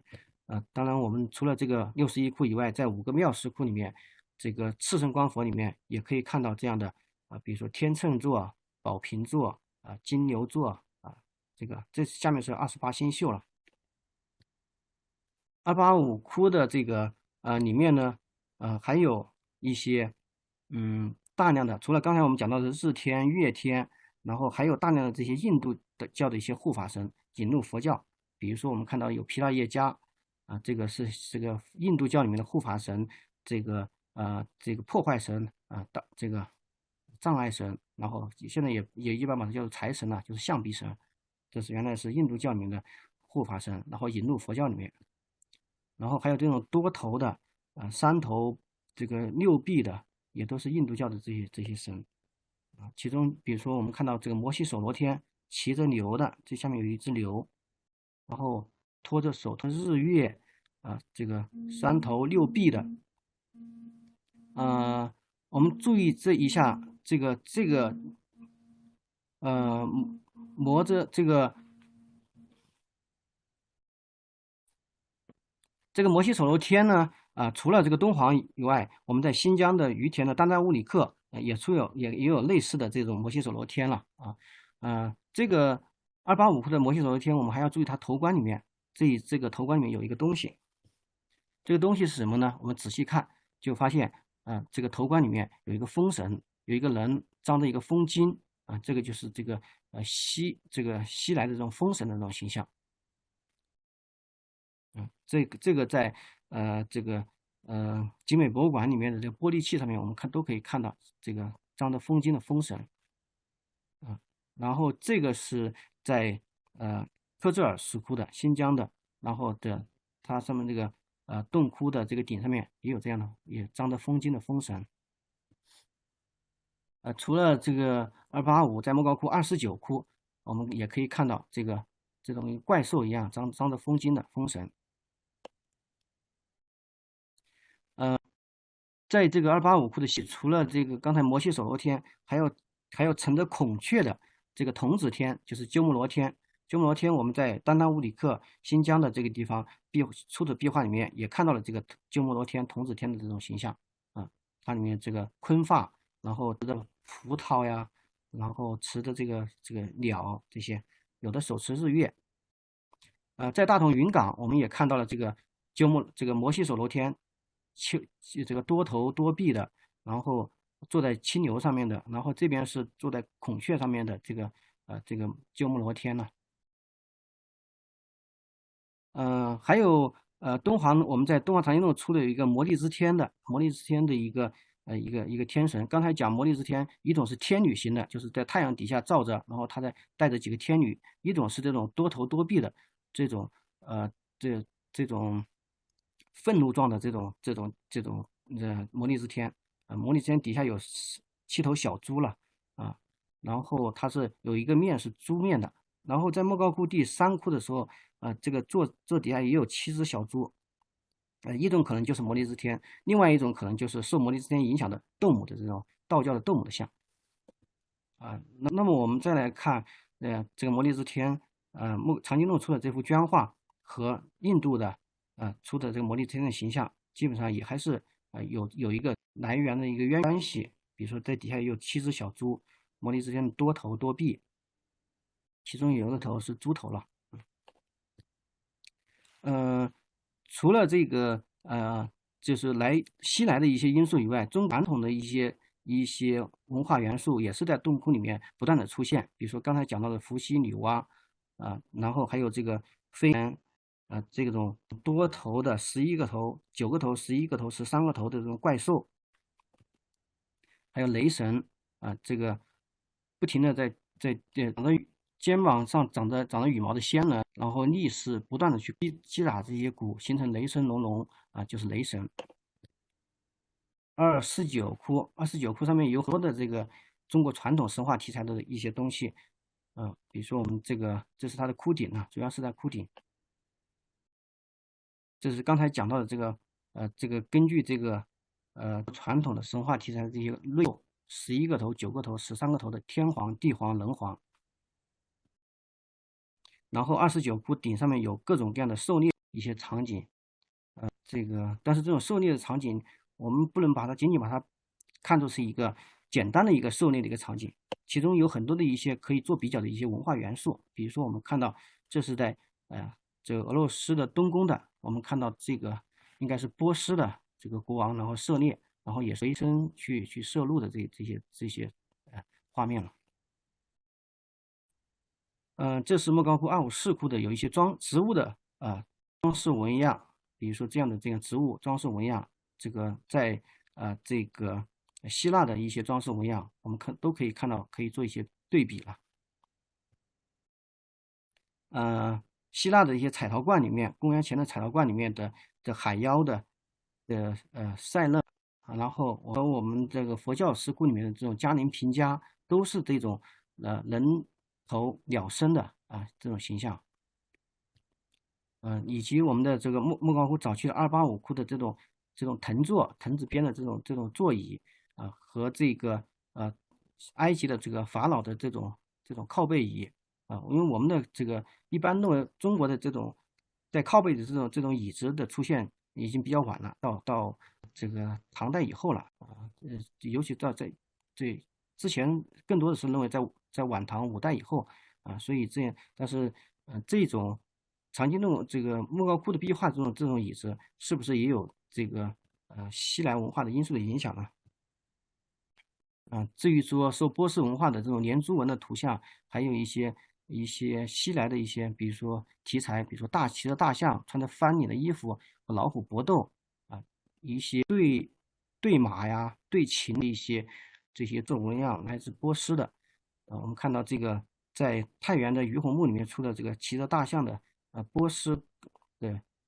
这个人的形象和狮子搏斗的这个场景。三兔藻井，就是刚才讲到407窟的这种藻井的顶上面有3只兔子，然后连着只有3只耳朵，然后绕着一个圆圈奔跑的这种形式，在今天的欧洲、中亚大量的出现。这个是埃及和叙利亚出的一个陶片，这个上面的。但是目前发现最早的山兔的形象还是在这个敦煌莫高窟。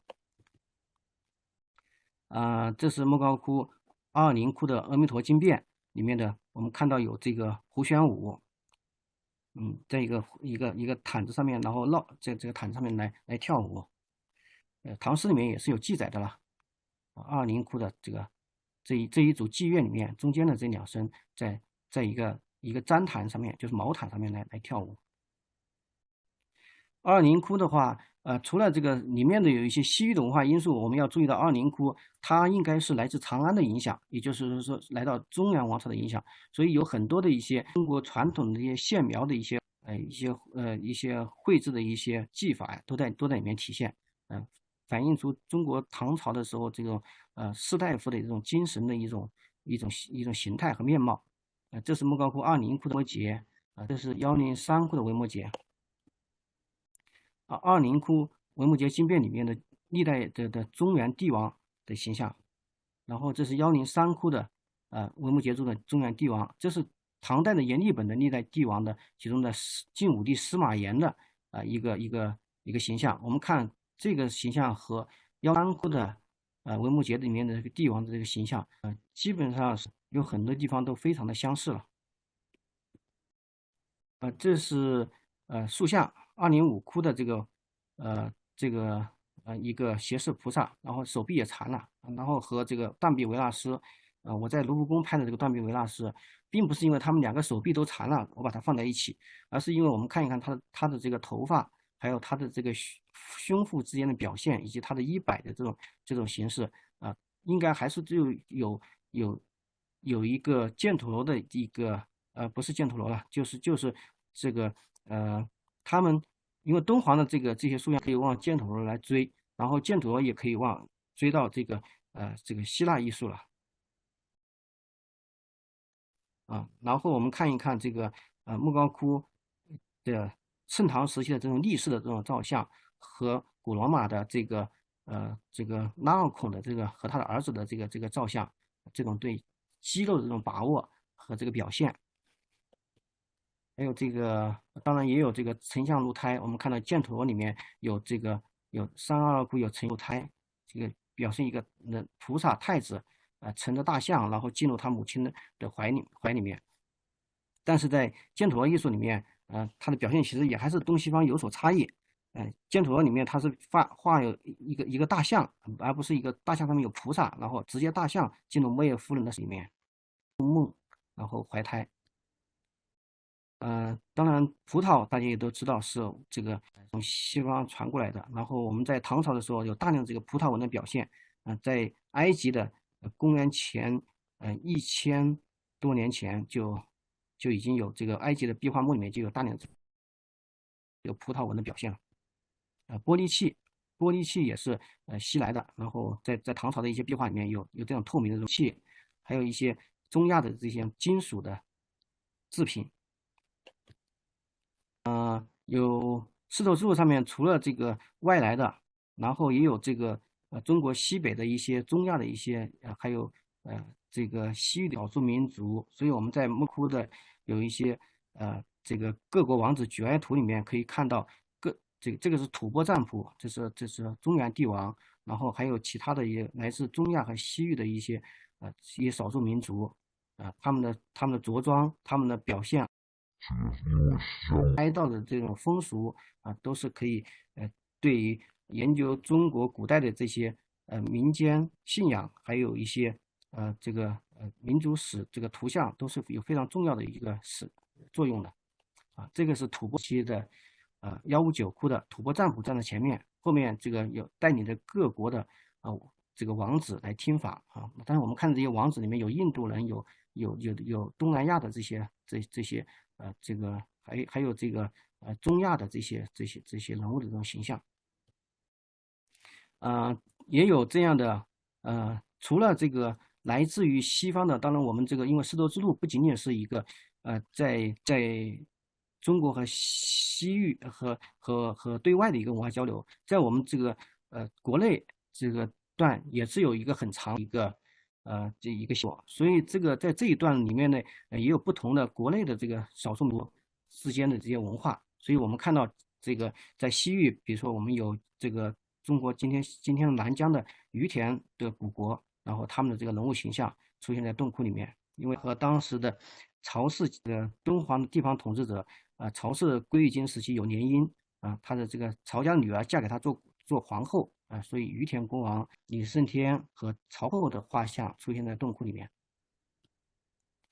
这是于田的，因为于田是产玉的国度嘛，于田的公主嫁给了这个曹家的这个节度使然后还有一些回鹘这回鹘的人的形象，回鹘的王妃，回鹘的这个王西夏，因为敦煌曾经在1036年之后有200年时间归西夏统治，所以有很多的这个西夏人物的形象出现在洞窟里面大致就今天给大家介绍一下这个敦煌丝绸之路的这个情况，就到这里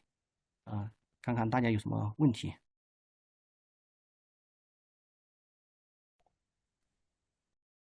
谢谢张老师，分享了将近2个小时，一直都没有停，特别是的这个图像资料和文献资料，相信各位同学一定也有很多收获，因为张老师为我们展示了非常多的很珍贵的一手图像，在很多的这个些出是比较看到的，并且有很多各种文化比较。以详实的分析。那么下面呢，一边张老师休息啊，一边同学们问题的话呢，在这个聊天界面里面呢，输入这问题。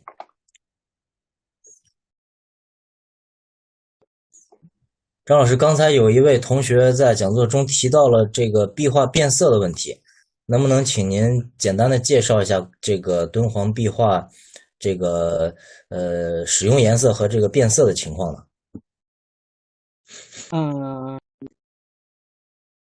对，变色的情况在敦煌是比较普遍，尤其是在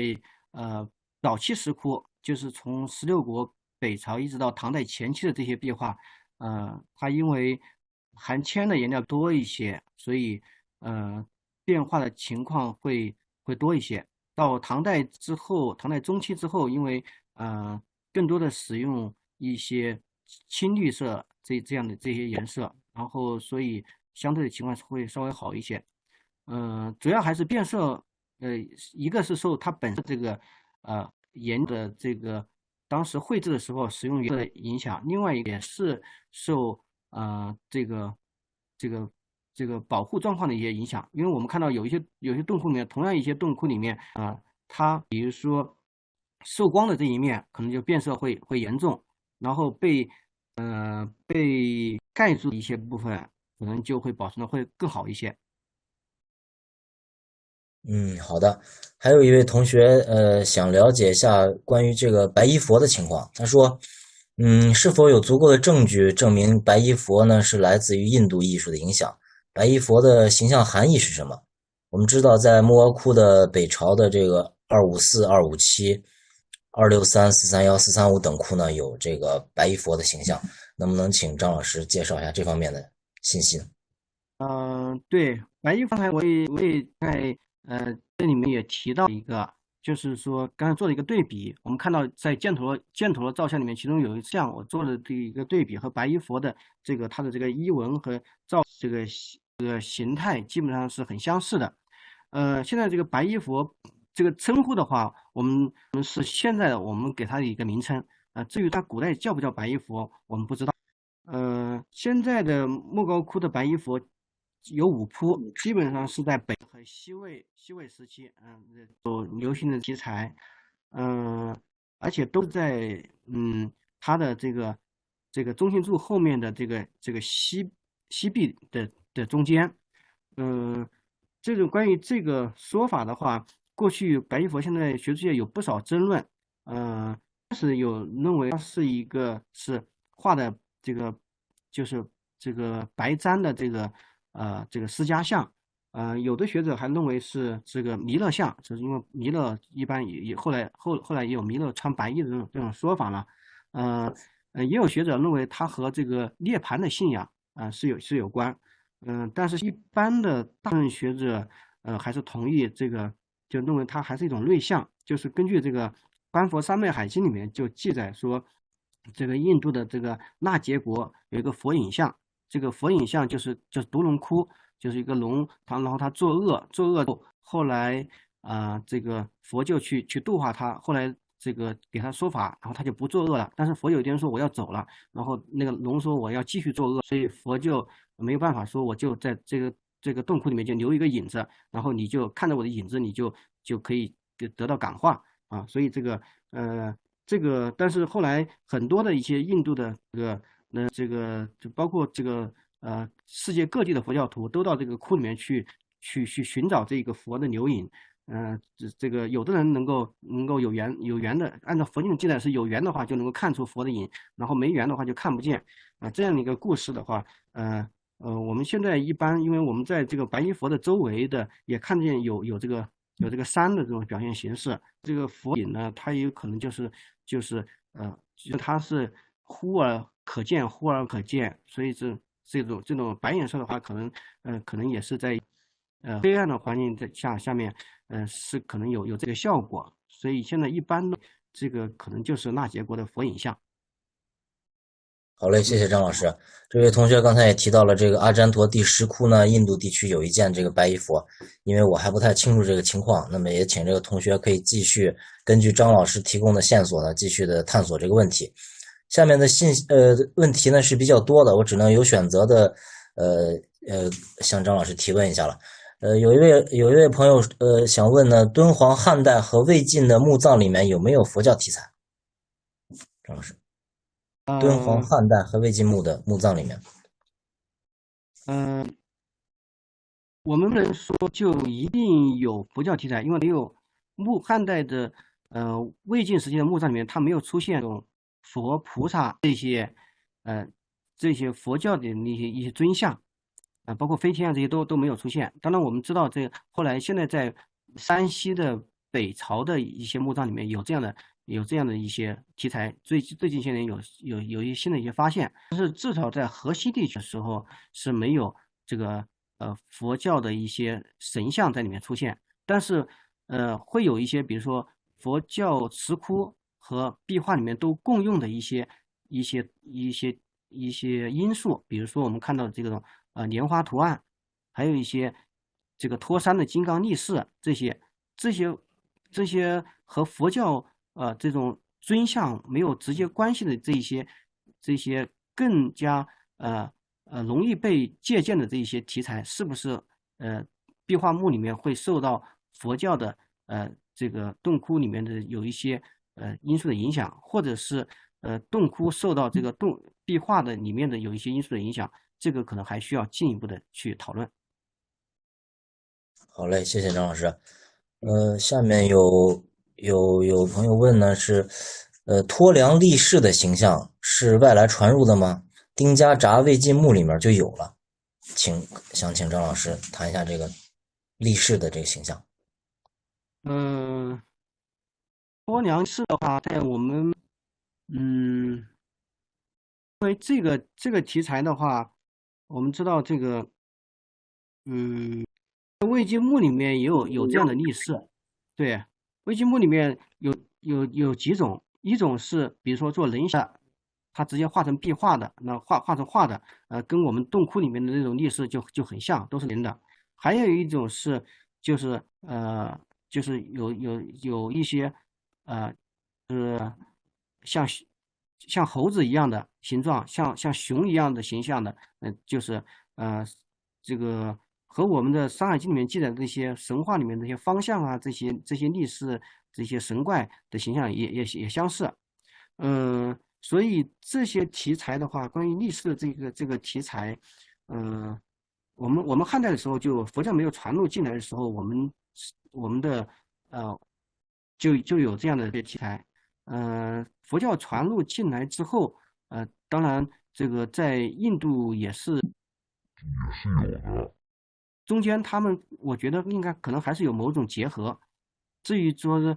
具体是怎么样一个结合和影响，可能还要再做一些更细致的一些比较工作。好嘞，谢谢张老师。有一个问题是这样问的，就是说，工匠群体呢和供养人群体在敦煌石窟中分别会产生什么影响？能不能请张老师呢，举例说明一下？如果想进行这方面的这个研究探索呢，应该注意些什么呢？嗯，供养群体和供养群体，我觉得，呃，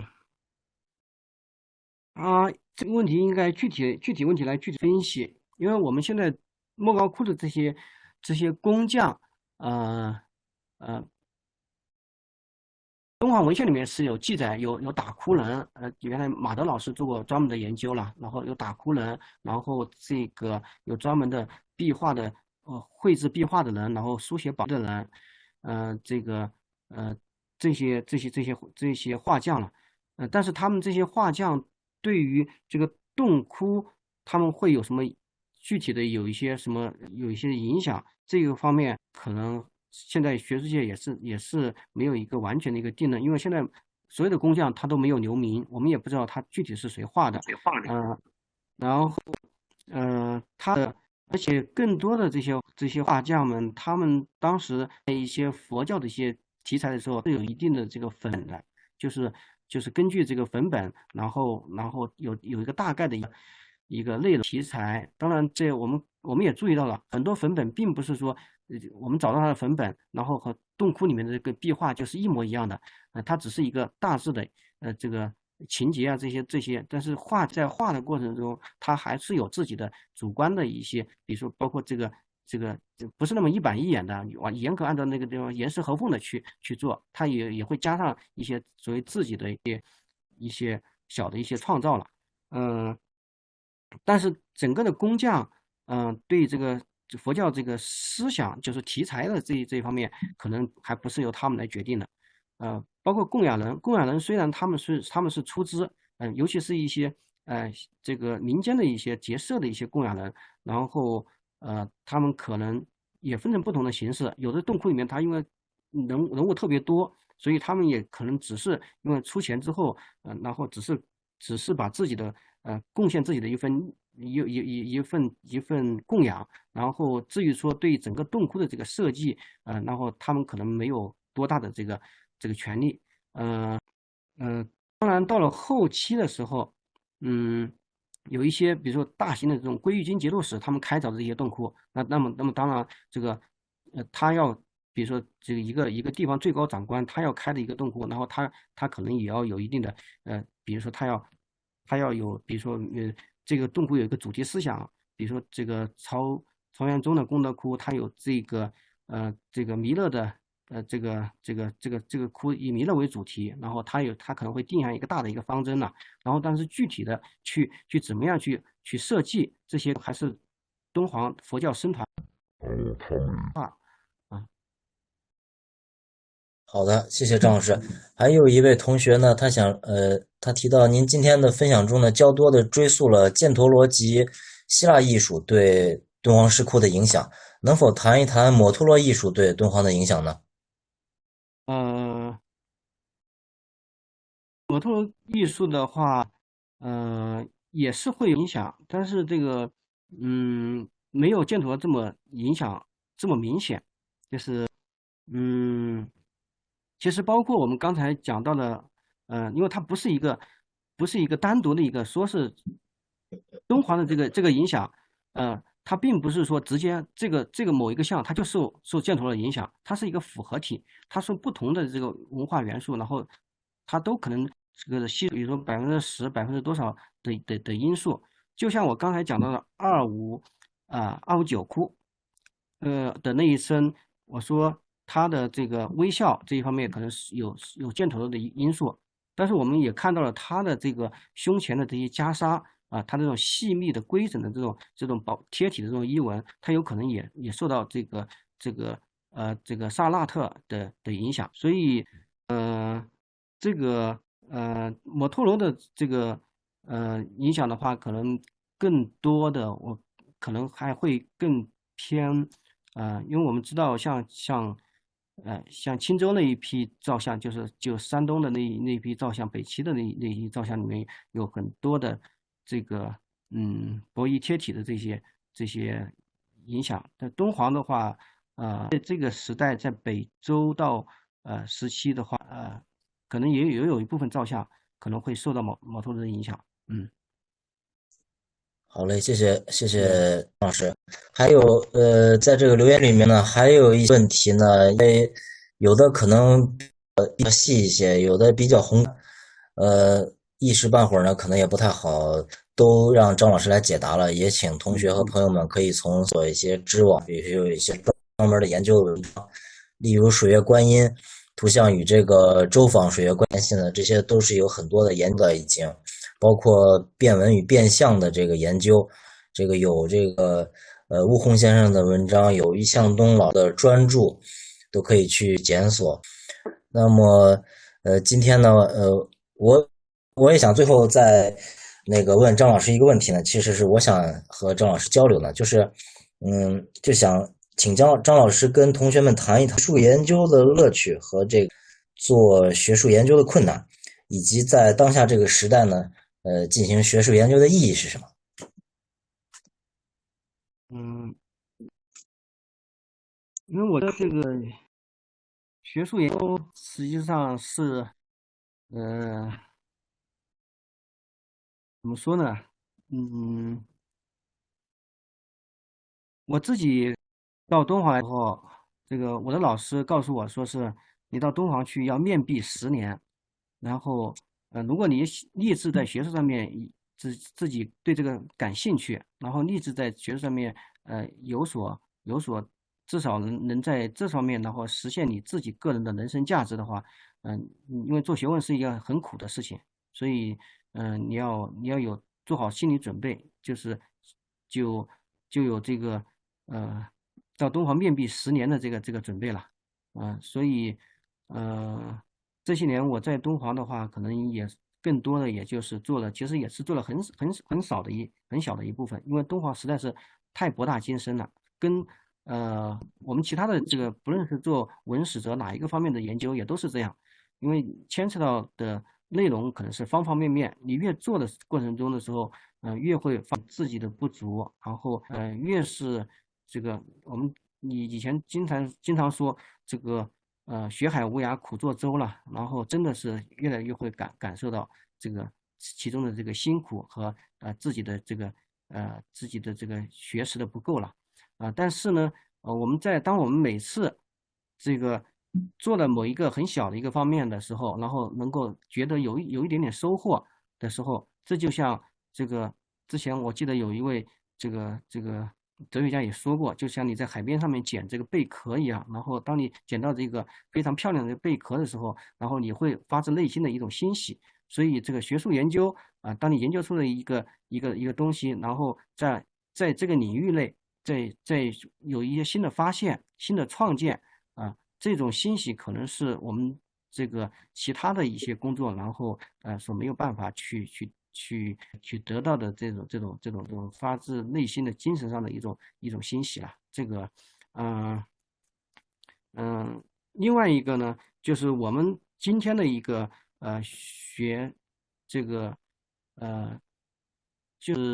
学者吧，做一个今天的实际上是面临着一个非常的历史上的非常好的一个时代和机遇了。所以我们也应该肩负起我们这一个时代的这些学者也应该有应尽的一些责任。比如说我们80年代的时候，东方学大家的学者的爱国热情都很高，说当时日本的这个外国人说东方学在东方在中国，东方学在国外。然后当时的一批中国人中国的学界发愤图强，最后我们努力的去在各个方面实现突破。那么我们今天的后来当然我们在各方面都取得非常重要的一些成绩。今天我们说东方学在不会跟人家再去争夺，有了自信了，不用再去跟人家去争东方学在国内还是在国外了。我们更加大气的说，我们说东方学在世界啊。所以这就是当你有了一个自信，当你有了文化自信，当你有了学术自信的时候你就会出现这样的一个心态。当然今天会不会也存在着一个国际话语权，然后国际学术界的一个中国学术界的一个尊严的问题呢？当然也会。当我们走在国际上面的时候，然后我们做的自己做的这一个领域，然后在国际学术界、国际这个圈子里面，大家承认你的时候，大家尊重你的时候，大家知道中国的这个谁，然后在这一方面他是做的功夫是比较扎实的，然后他的一些新发现是值得尊重的。作为一个我们就是一个爱国的一个一个学者吧，然后所获得的这种尊重，不仅仅是一个个人的一个尊重，也是一个这个民族的一种自豪感。所以我们从这个角度来说的话，我们的所做的这些工作还是非常有意义的啊。感谢的解答。听了张老师今天的做和讲解呢，真的是非常感动。因为敦煌的历史信息、文化信息和艺术信息呢，真的是浩如烟海。从哪个角度切入，大家都会有非常非常多的深入的一种收获。也希望各位同学、各位朋友们呢，更多的关注敦煌，关注敦煌的历史文化还有艺术。那么今天的讲座呢，就到这里结束。感谢张老师2个多小时的这个精彩的讲解。好，谢谢大家。